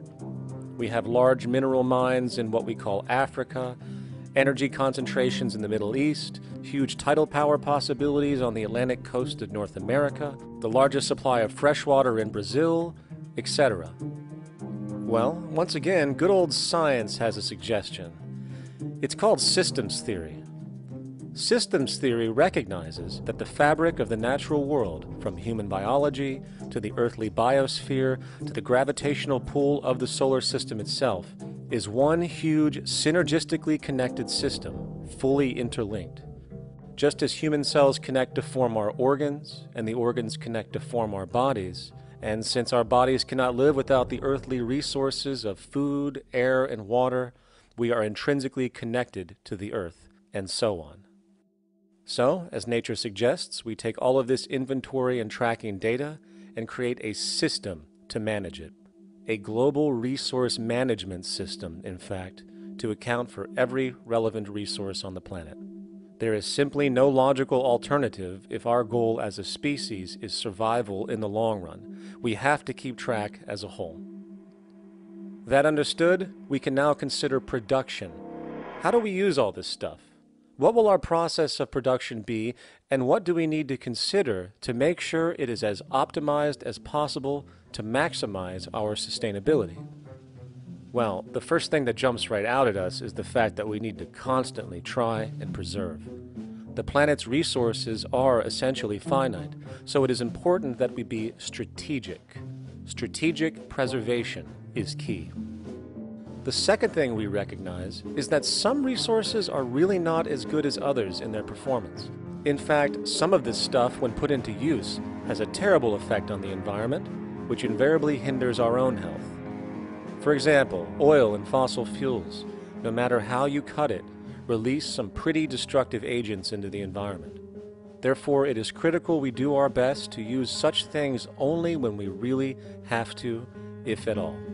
Fortunately for us, we see a ton of solar, wind, tidal, wave, heat differential, and geothermal possibilities for energy production, so we can strategize objectively about what we use and where to avoid what could be called negative retroactions, or anything that results from production or use that damages the environment and hence ourselves. We will call this strategic safety to couple in with our strategic preservation. But production strategies do not stop there. We are going to need an efficiency strategy for the actual mechanics of production itself. And what we find is that there are roughly 3 specific protocols we must adhere to. 1. Every good we produce must be designed to last as long as possible. Naturally, the more things break down, the more resources we are going to need to replace them, and the more waste produced. 2. When things do break down or are no longer usable for whatever reason, it is critical that we harvest or recycle as much as we possibly can.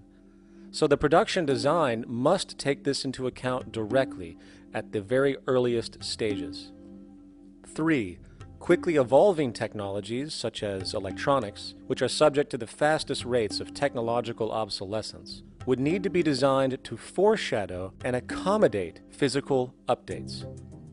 The last thing we want to do is throw away an entire computer system just because it has only one broken part or is outdated. So we simply design the components to be easily updated, part by part, standardized and universally interchangeable, foreshadowed by the current trend of technological change.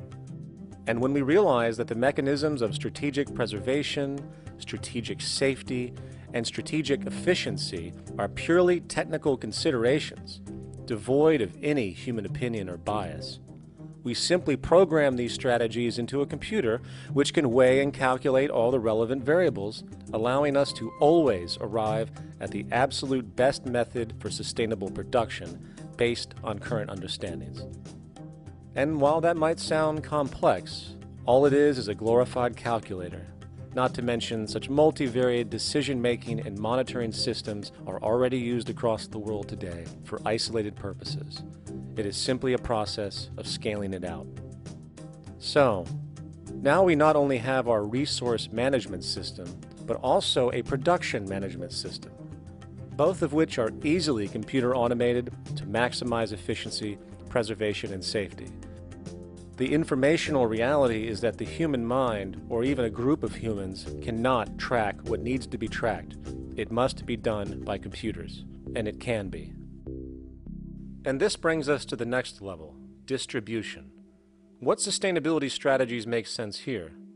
Well, since we know that the shortest distance between 2 points is a straight line, and since energy is required to power transport machines, the less transport distance, the more efficient.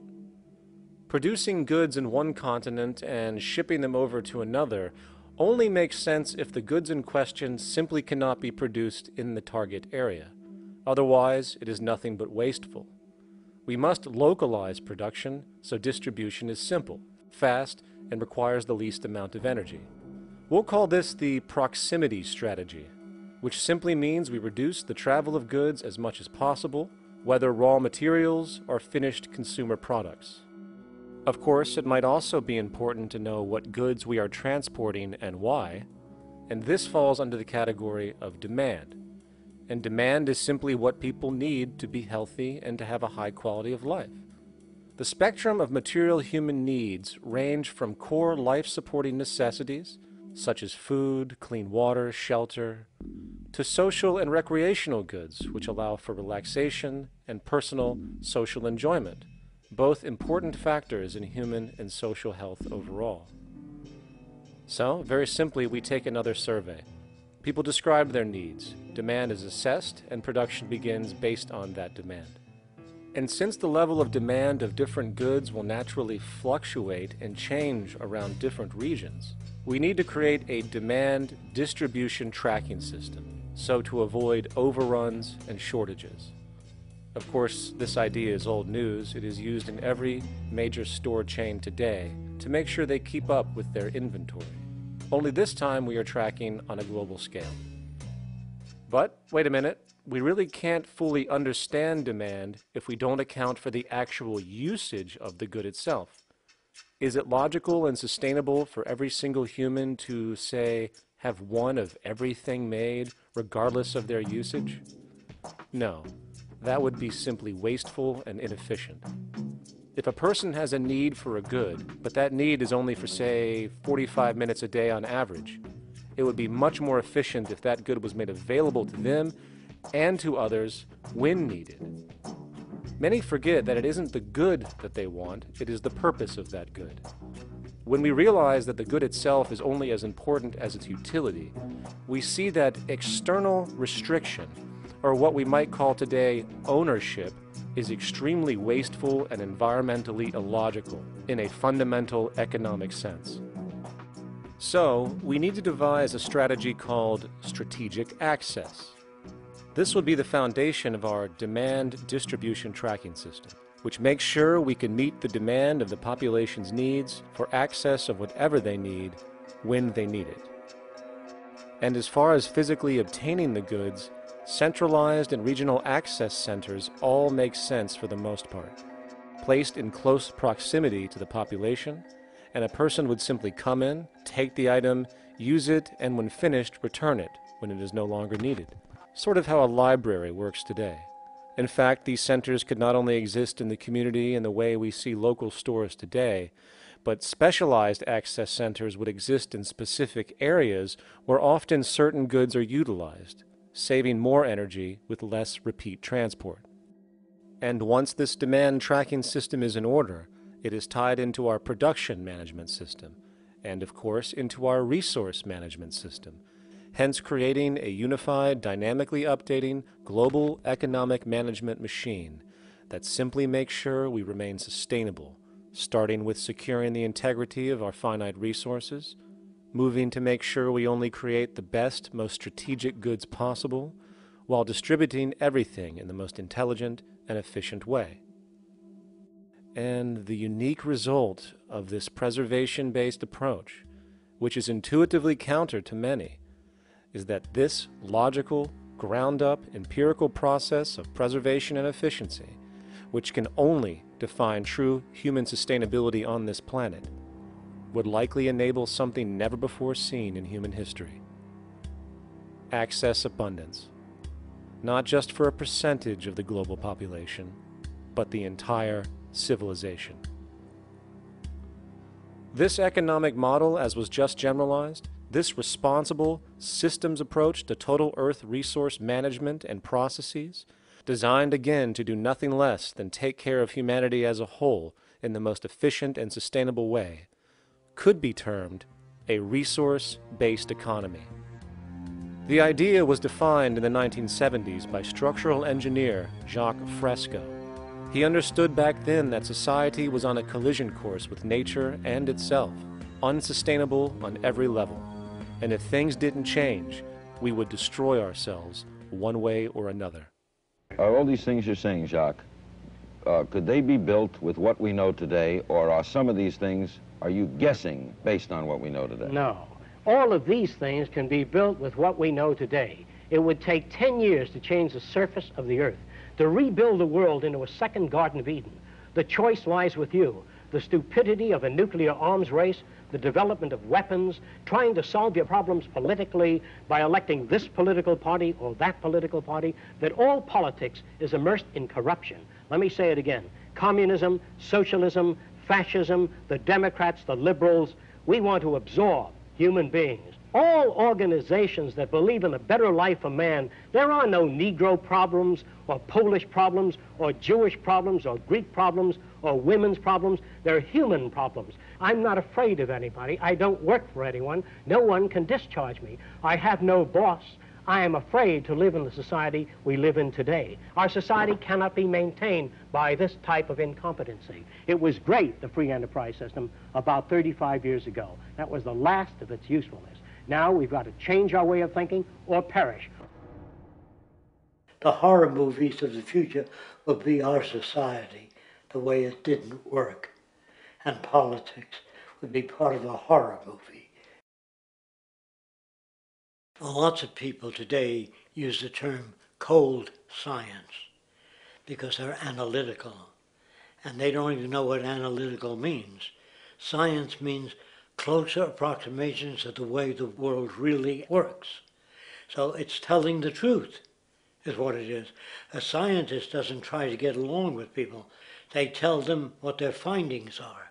They have to question all things. And if some scientist comes up with an experiment that shows certain materials have certain strength, other scientists have to be able to duplicate that experiment and come up with the same results.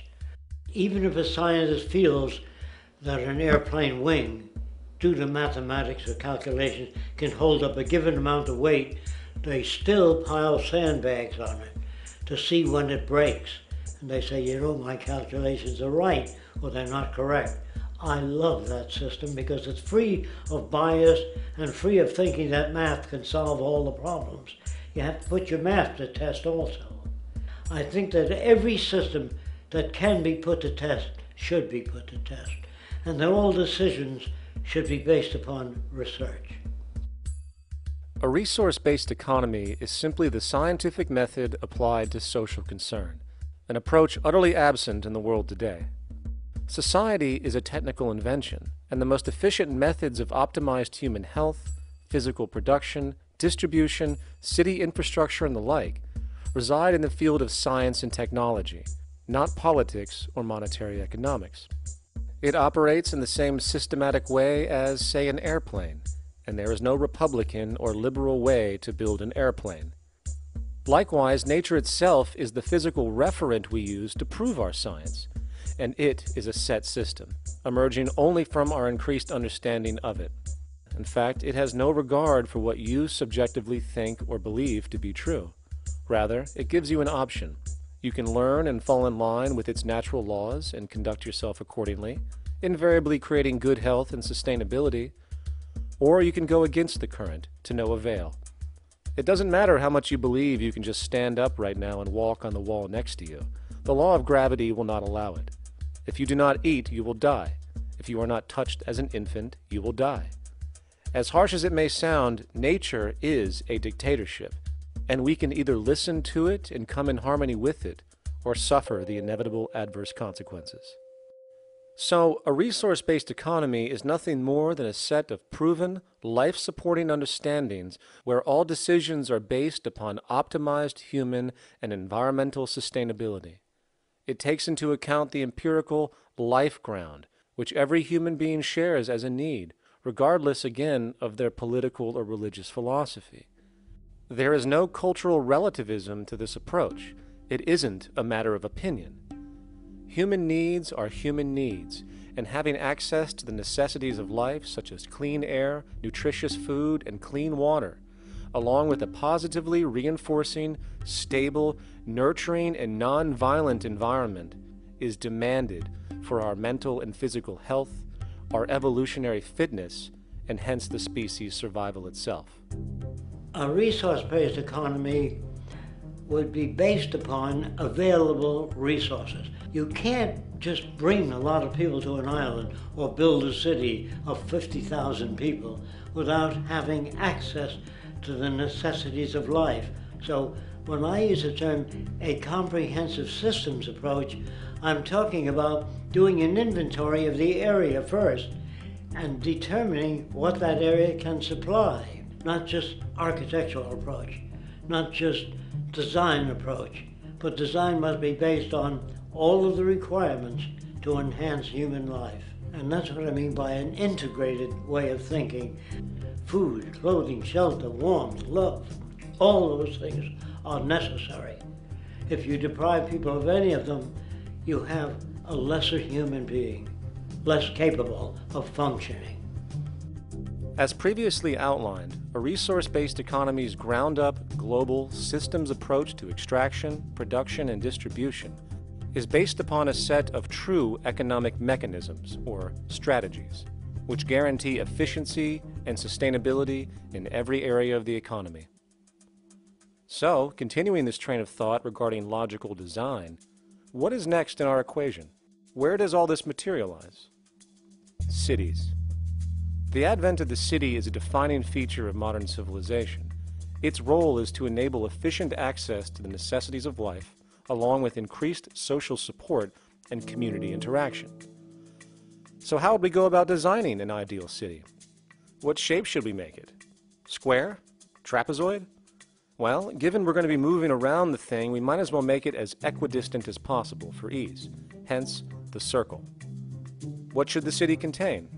Well, naturally we need a residential area, a goods production area, a power generation area, an agricultural area. But we also need nurturing as human beings, hence culture, nature, recreation, and education. So let's include a nice open park, an entertainment events area for cultural purposes and socializing, and educational and research facilities. And since we're working with a circle, it seems rational to place these functions in belts based on the amount of land required for each goal, along with ease of access. Very good. Now, let's get down to specifics. First, we need to consider the core infrastructure, or intestines, of the city organism. These would be the water, good, waste, and energy transport channels. Just as we have water and sewage systems under our cities today, we would extend this channeling concept to integrate waste recycling and delivery itself. No more mailmen or garbage men. It is built right in. We could even use automated pneumatic tubes and similar technologies. Same goes for transport. It needs to be integrated and strategically designed to reduce or even remove the need for wasteful, independent automobiles. Electric trams, conveyors, transveyors, and maglevs, which can take you virtually anywhere in the city, even up and down, along with connecting you to other cities as well. And of course, in the event an automobile is required, it is automated by satellite for safety and integrity. In fact, this automation technology is in working order right now. Automobile accidents kill about 1.2 million people every single year, injuring about 50 million. This is absurd and doesn't have to occur. Between efficient city design and automated driverless cars, this death toll can be virtually eliminated. Agriculture. Today, through our haphazard, cost-cutting industrial methods, using pesticides, excessive fertilizers, and other means, we have successfully destroyed much of the arable land on this planet, not to mention also extensively poisoning our bodies. In fact, industrial and agricultural chemical toxins now show up in virtually every human being tested, including infants. Fortunately, there is a glaring alternative: the soilless mediums of hydroponics and aeroponics, which also reduce nutrient and water requirements by up to 75% of our current usage. Food can now be organically grown on an industrial scale in enclosed vertical farms, such as in 50-story 1-acre plots, virtually eliminating the need for pesticides and hydrocarbons in general. This is the future of industrial food cultivation, efficient, clean, and abundant. So, such advanced systems would be, in part, what comprise our agricultural belt, producing all the food required for the entire city's population, with no need to import anything from the outside, saving time, waste, and energy. And speaking of energy, the energy belt would work in a systems approach to extract electricity from our abundant renewable mediums, specifically wind, solar, geothermal, and heat differentials, and if near water potentials, tidal and wave power. To avoid intermittency and make sure a positive net energy return occurs, these mediums would operate in an integrated system, powering each other when needed, while storing excessive energy to large supercapacitors under the ground, so nothing can go to waste. And not only does the city power itself, particular structures will also power independently and generate electricity through photovoltaic paints, structural pressure transducers, the thermocouple effect, and other current but underutilized technologies. But of course, this begs the question, how does this technology and goods in general get created in the first place? This brings us to production. The industrial belt, apart from having hospitals and the like, would be the hub of factory production. Completely localized overall, it would of course obtain raw materials by way of the global resource management system just discussed, with demand being generated by the population of the city itself. As far as the mechanics of production, we need to discuss a new, powerful phenomenon which was sparked very recently in human history and is on pace to changing everything. It's called mechanization, or the automation of labor. Well, if you look around you, you'll notice that almost everything that we use today is built automatically. Your shoes, your clothes, your home appliances, your car, and so on, they are all built by machines in an automatic way. Can we say that the society has not been influenced by these major technological advancements? Of course not. These systems really dictate new structures and new needs, and they make a lot of other things obsolete. So we've been going up in the development and use of technology in an exponential way. So definitely automation is going to continue. You cannot stop technologies that just make sense. Labor automation through technology is at the bottom of every major social transformation in human history.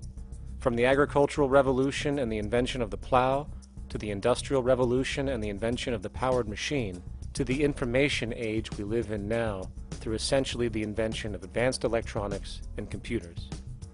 And with regard to advanced production methods today, mechanization is now evolving on its own, moving away from the traditional method of assembling component parts into a configuration into an advanced method of creating entire products in one single process. Like most engineers, I'm fascinated by biology because it's so full of examples of extraordinary pieces of engineering.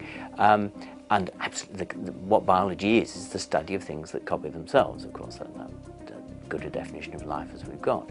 Again, as an engineer, I've always been intrigued by the idea of machines that would copy themselves. RepRap is a three-dimensional printer.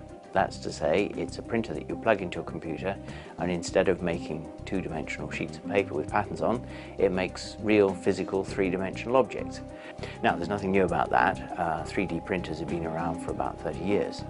Big thing about RepRap is that it prints most of its own parts. So if you've got one, you can make another one and give it to a friend, as well as being able to print lots of useful things. From the simple printing of basic household goods in your home, to the printing of an entire automobile body in one swoop, advanced automated 3D printing now has the potential to transform virtually every field of production, including home construction. Contour crafting is actually a fabrication technology, the so-called 3D printing, when you directly build a 3D object from a computer model. Using contour crafting, it will be possible to build a 2,000 square foot home entirely by the machine in one day. The reason that people are interested in automating construction is that it really brings a lot of benefits. For example, construction is pretty labor intensive, and although it provides job for a sector of the society, it also has issues and complications. For example, construction is the most dangerous job that there is. It is worse than mining and agriculture. It has got the highest level of fatality almost in every country. Another issue is the waste. An average home in the United States has 3 to 7 tons of waste.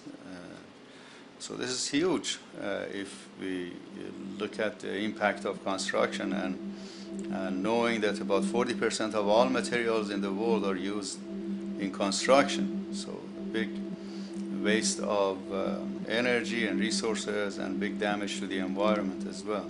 Making homes using hammers and nails and wood with the state-of-art technology today is really absurd and will go the way of our labor class in regards to manufacturing in the United States. Recently, there was a study by economist David Autor of MIT that states that our middle class is obsolete and being replaced by automation. Quite simply, mechanization is more productive, efficient, and sustainable than human labor in virtually every sector of the economy today. Machines do not need vacations, breaks, insurance, pensions, and they can work 24 hours a day every day. The output potential and accuracy compared to human labor is unmatched. The bottom line, repetitive human labor is becoming obsolete and impractical across the world, and the unemployment you see around you today is fundamentally the result of this evolution of efficiency in technology. For years, market economists have dismissed this growing pattern, which could be called technological unemployment, because of the fact that new sectors always seem to emerge to reabsorb the displaced workers. Today, the service sector is the only real hub left and currently employs over 80% of the American workforce, with most industrialized countries maintaining a similar proportion. However, this sector is now being challenged increasingly by automated kiosks, automated restaurants, and even automated stores. Economists today are finally acknowledging what they have been denying for years. Not only is technological unemployment exacerbating the current labor crisis we see across the world due to the global economic downturn, but the more the recession deepens, the faster the industries are mechanizing. The catch, which is not realized, is that the faster they mechanize to save money, the more they displace people, the more they reduce public purchasing power. This means that while the corporation can produce everything more cheaply, fewer and fewer people will actually have money to buy anything, regardless of how cheap they become. The bottom line is that the labor for income game is slowly coming to an end. In fact, if you take a moment to reflect on the jobs which are in existence today, which automation could take over right now if applied, 75% of the global workforce could be replaced by mechanization tomorrow. And this is why, in a resource-based economy, there is no monetary market system, no money at all, for there is no need. A resource-based economy recognizes the efficiency of mechanization and accepts it for what it offers. It doesn't fight it like we do today. Why? Because it is irresponsible not to, given any interest in efficiency and sustainability. And this brings us back to our city system. In the center is the Central Dome, which not only houses the educational facilities and transportation hub, it also hosts the mainframe that runs the city's technical operations. The city is, in fact, one big automated machine. It has sensors in all technical belts to track the progress of agriculture, energy gathering, production, distribution, and the like. Now, would people be needed to oversee these operations in the event of a malfunction or the like? Most probably yes, but that number would decrease over time as improvements continue. However, as of today, maybe 3% of the city population would be needed for this job when you break it down. And I can assure you that in an economic system which is actually designed to take care of you and secure your well-being, without you having to submit to a private dictatorship on a daily basis, usually to a job that is either technically unnecessary or socially pointless, while often struggling with debt that doesn't exist just to make ends meet. I guarantee you people will volunteer their time left and right to maintain and improve a system that actually takes care of them. And coupled with this issue of incentive comes the common assumption that if there isn't some external pressure for one to work for a living, people will just sit around, do nothing, and turn into fat, lazy blobs. This is nonsense. The labor system we have today is in fact the generator of laziness, not a resolver of it. If you think back to when you were a child, full of life, interested in new things to understand, likely creating and exploring, but as time went on, the system pushed you into the focus of figuring out how to make money. And from early education to study at a university, you are narrowed, only to emerge as a creature which serves as a cog in a wheel in a model that sends all the fruits to the upper 1%. Scientific studies have now shown that people are, in fact, not motivated by monetary reward when it comes to ingenuity and creation. The creation itself is the reward. Money, in fact, appears only to serve as an incentive for repetitive, mundane actions, a role we have just now shown can be replaced by machine. So when it comes to innovation, the actual use of the human mind, the monetary incentive has proven to be a hindrance, interfering and detracting from creative thought. And this might explain why Nikola Tesla, the Wright brothers, and other inventors who contributed massively to our current world never showed a monetary incentive to do so. Money is, in fact, a false incentive and causes 100 times more distortion than it does contribution. Good morning, class. Please settle down. The first thing I would like to do is go around the room and ask what everyone would like to be when they grow up. Who would like to go first? Okay, how about you, Sarah? When I grow up, I want to work at McDonald's like my mom. Oh, family tradition, eh? How about you, Linda? When I grow up, I'm going to be a prostitute on the streets of New York City. Oh, glamour girl, huh? Very ambitious. How about you, Tommy? When I grow up, I'm going to be a rich, elitist businessman who works on Wall Street and profits off of the collapse of foreign economies. Enterprising, and great to see some multicultural interest.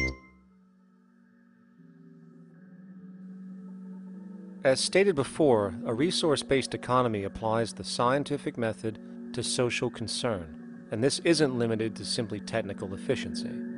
It also has the consideration of human and social well-being directly and what comprises it. What good is a social system if, in the end, it doesn't produce happiness and peaceful coexistence? So it is important to point out that with the removal of the money system and the necessities of life provided, we would see a global reduction in crime by about 95% almost immediately, for there is nothing to steal, embezzle, scam, or the like. 95% of all people in prisons today are there due to some monetary-related crime or drug abuse, and drug abuse is a disorder, not a crime. So what about the other 5%, the truly violent, often seeming to some as being violent for the sake of being violent? Are they just evil people?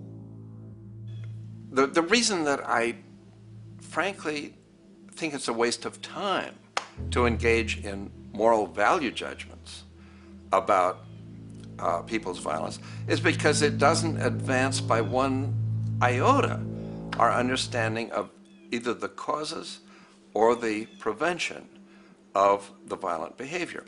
People sometimes ask if I believe in forgiving criminals.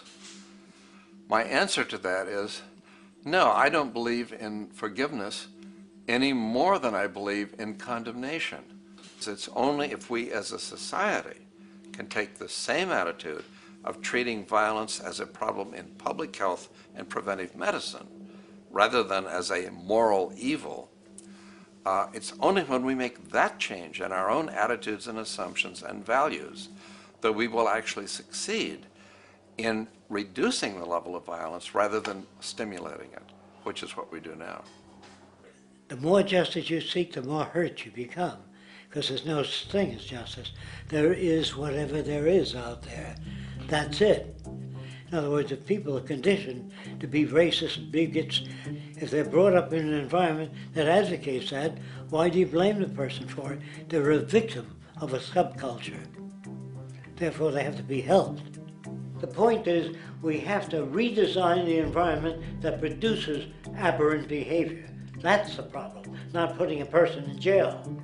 That's why judges, lawyers, freedom of choice, such concepts are dangerous, because it gives you misinformation that the person is bad or that person is a serial killer. Serial killers are made, just like soldiers become serial killers with a machine gun. They become killing machines, but nobody looks at them as murderers or assassins, because that's natural. So we blame people. We say, well, this guy was a Nazi, he tortured Jews. No, he was brought up to torture Jews. Once you accept the fact that people have individual choices and they're free to make those choices, free to make choices means without being influenced.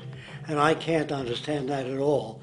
All of us are influenced in all our choices by the culture we live in, by our parents, and by the values that dominate.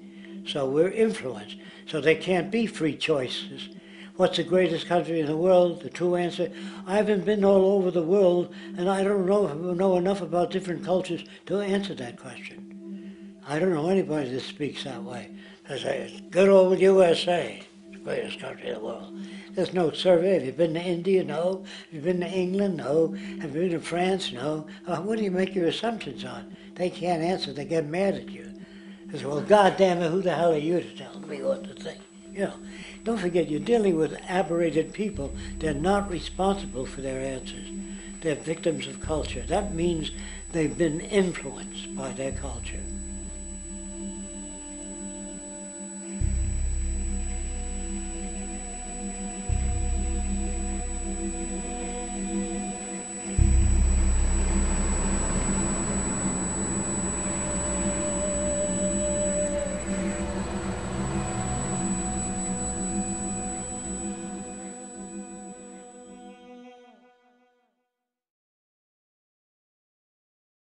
When we consider a resource-based economy, there are often a number of arguments that tend to come up with regard to the efficiency. Hey! Now hold on just a minute. Yes? I know what this is. This is called Marxism, buddy. Stalin killed 800 billion people because of ideas like this. My father died in the Gulag. Hold on. Communist, fascist. You don't like America, you should just leave. All right, everybody just calm down. Death to the New World Order! Death to the New World Order! And as the irrationality of the audience grew, shocked and confused, suddenly the narrator suffered a fatal heart attack. And the seemingly communist propaganda film was no more.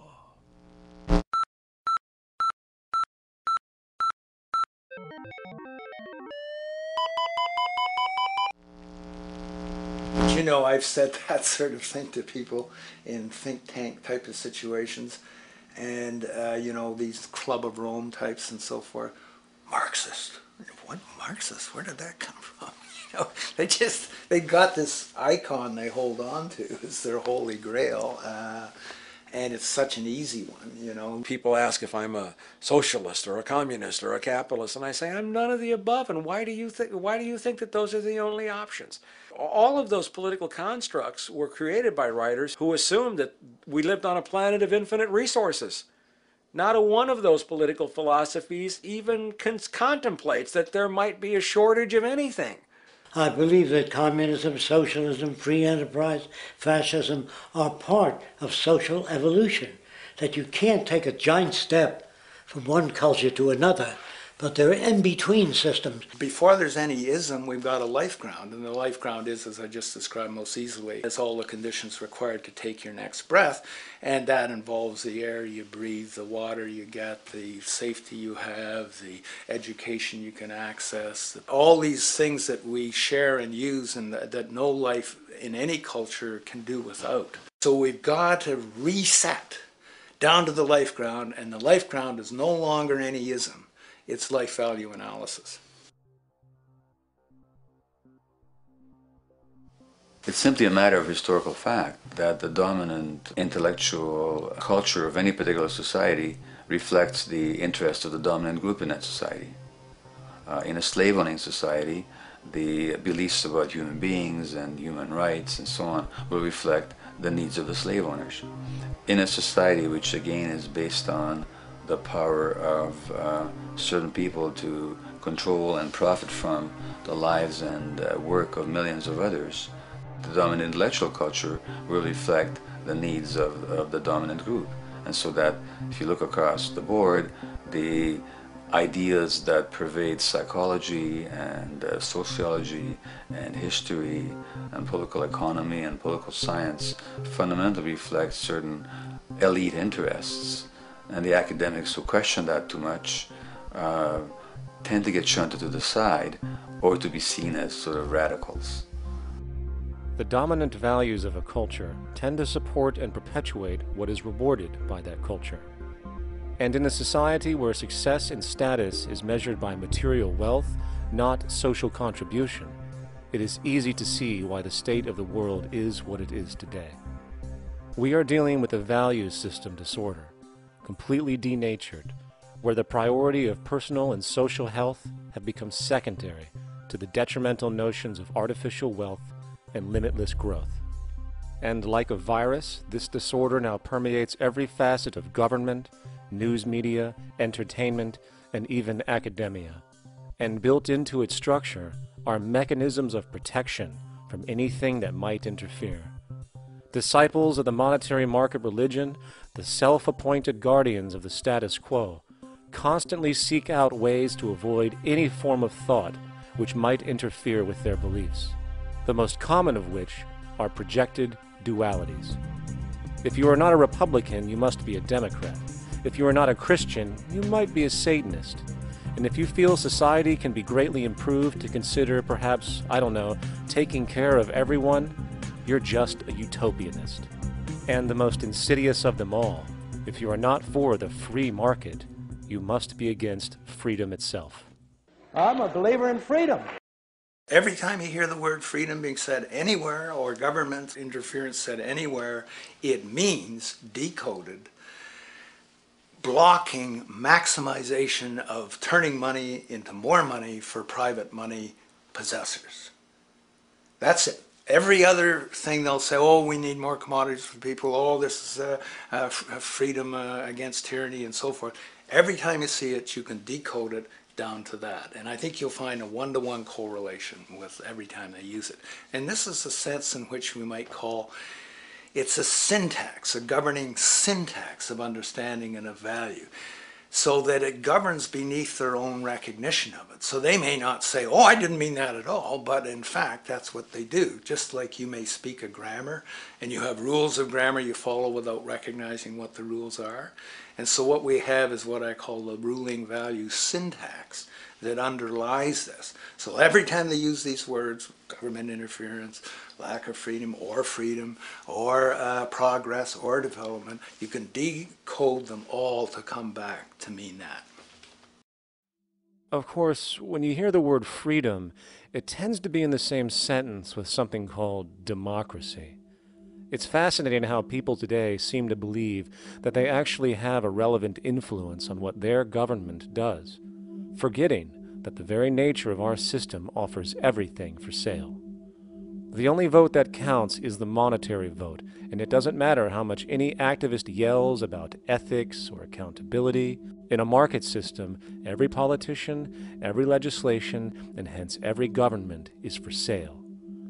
And even with the $20 trillion bank bailout starting in 2007, an amount of money which could have changed, say, the global energy infrastructure to fully renewable methods, instead going to a series of institutions that literally do nothing to help society, institutions that could be removed tomorrow with no recourse, the blind conditioning that politics and politicians exist for the public well-being still continues. The fact is, politics is a business, no different than any other in a market system, and they care about their self-interest before anything else.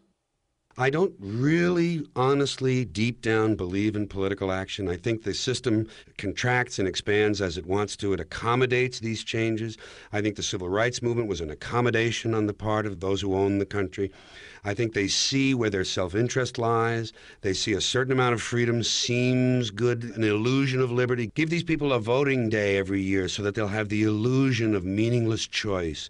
Meaningless choice that we go like slaves and say, "Oh, I voted." The limits of debate in this country are established before the debate even begins, and everyone else is marginalized. They're made to seem either to be communists or some sort of disloyal person, a kook, there's a word, and now it's conspiracy. Say, they've made that something that should not be even entertained for a minute, that powerful people might get together and have a plan. Doesn't happen. You're a kook. You're a conspiracy buff.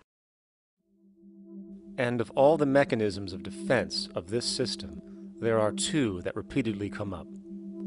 The first is this idea that the system has been the cause of the material progress we have seen on this planet. Well, no. There are basically two root causes which have created the increased so-called wealth and population growth we see today. One, the exponential advancement of production technology, hence scientific ingenuity.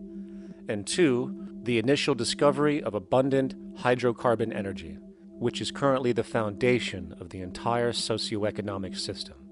The free market, capitalist, monetary market system, whatever you want to call it, has done nothing but ride the wave of these advents with a distorted incentive system and a haphazard, grossly unequal method of utilizing and distributing those fruits. The second defense is a belligerent social bias generated from years of propaganda, which sees any other social system as a route to so-called tyranny, with various name droppings of Stalin, Mao, Hitler, and the death tolls they generated.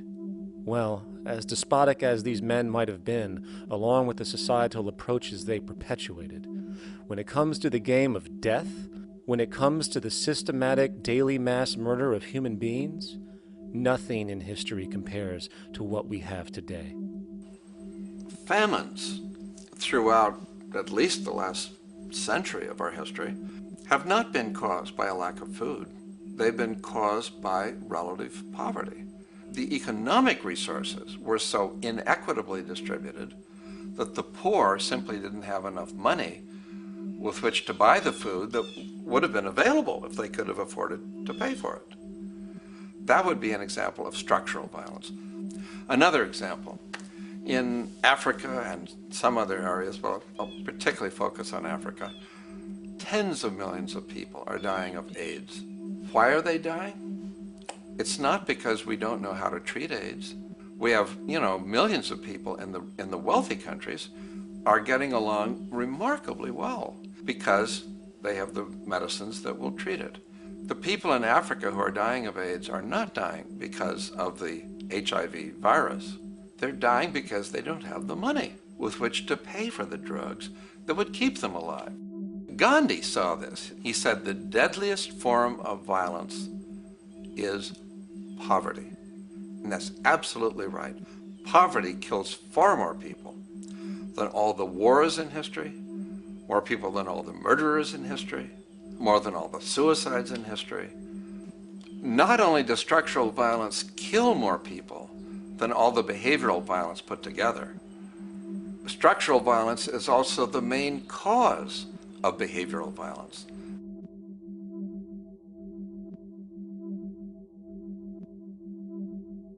Oil is the foundation of, and it is present throughout the edifice of human civilization. There are 10 calories of hydrocarbon energy, oil and natural gas, in every calorie of food you and I eat in the industrialized world.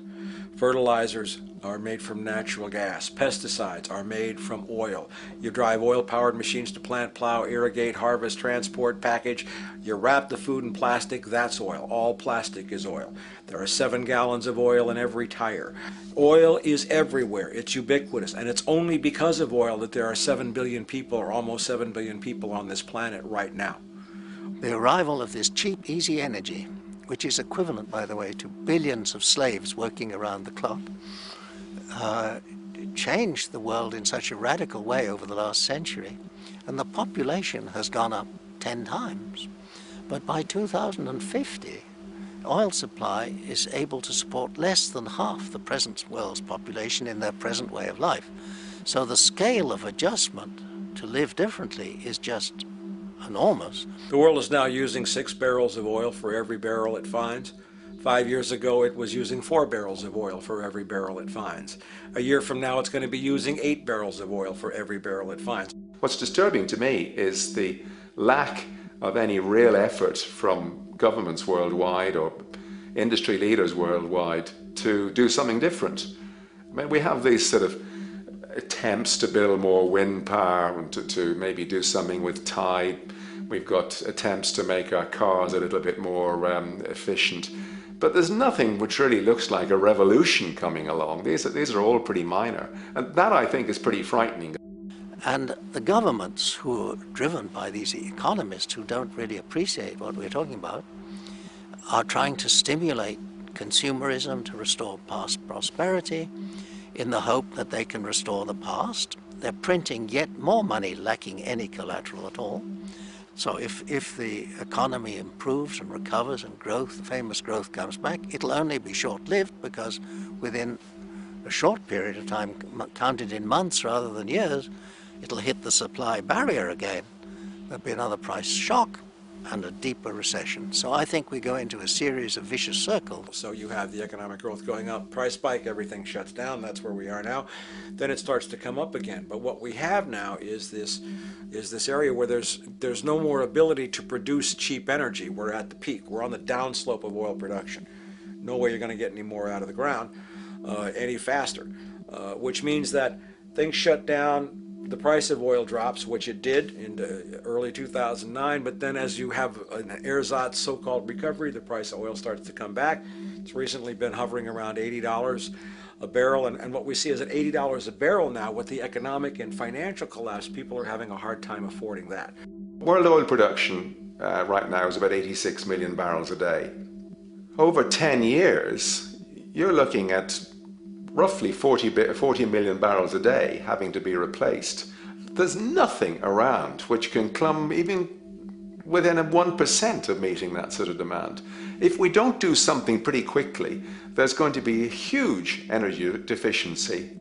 I think the big mistake is in not recognizing a decade or so ago that a concerted effort needed to be made to develop these sustainable forms of energy. I think that's something our grandchildren will look back on with total disbelief. You people knew that you were dealing with a finite commodity.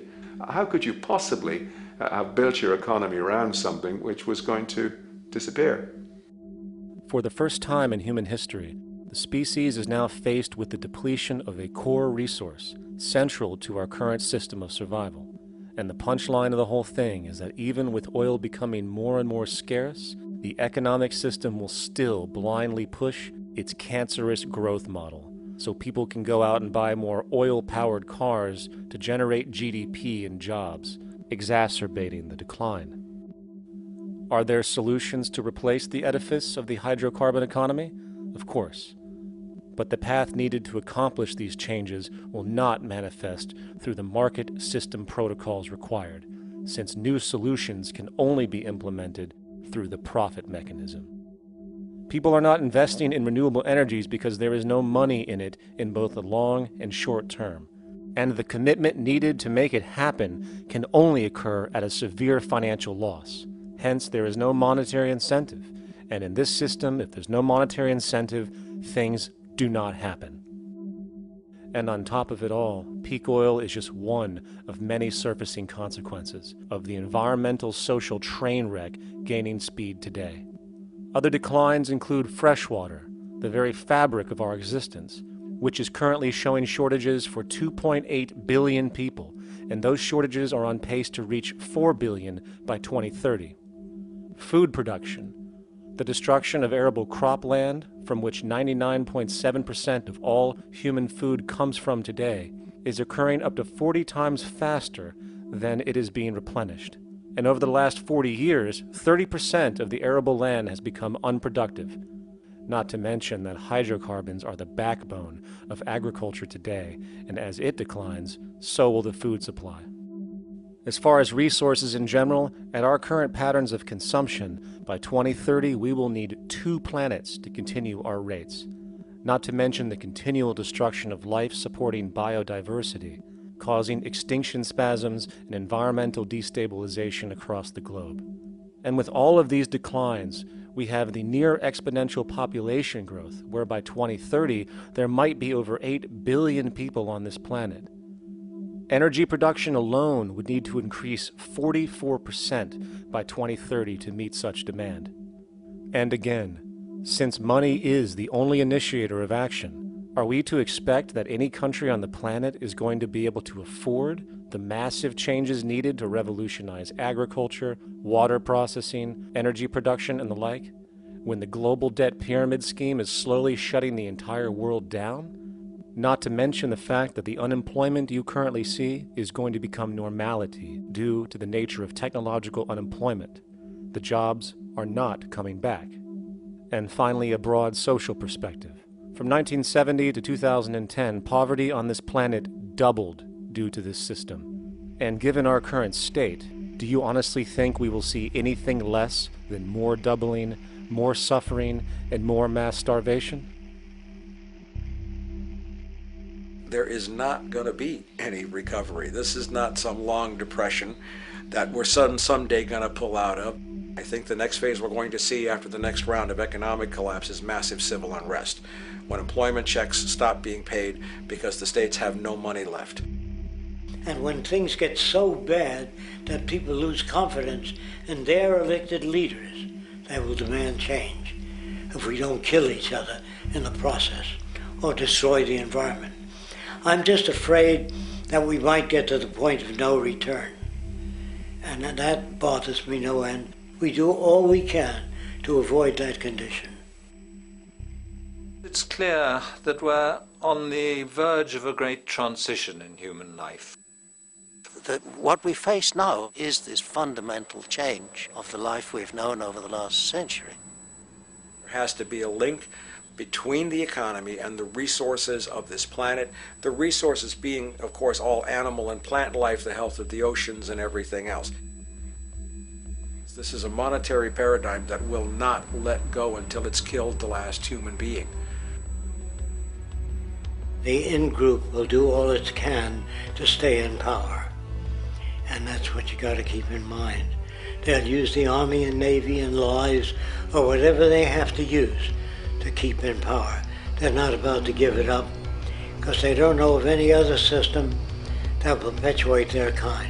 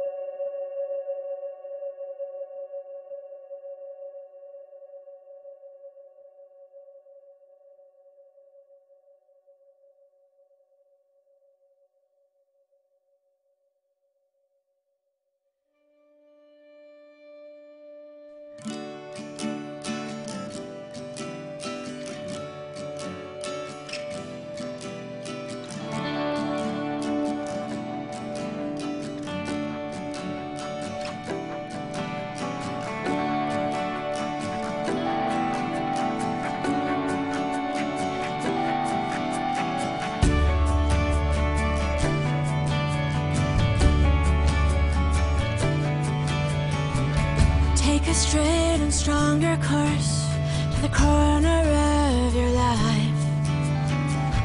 Just remember that the goal is for us all to capture all we want. We have to don't surround yourself with yourself. Move on back to squares. Send an instant karma to me, and I shall live with love and care for yourself. 'Cause it's time and time with your time, and its news is captured for the queen to use.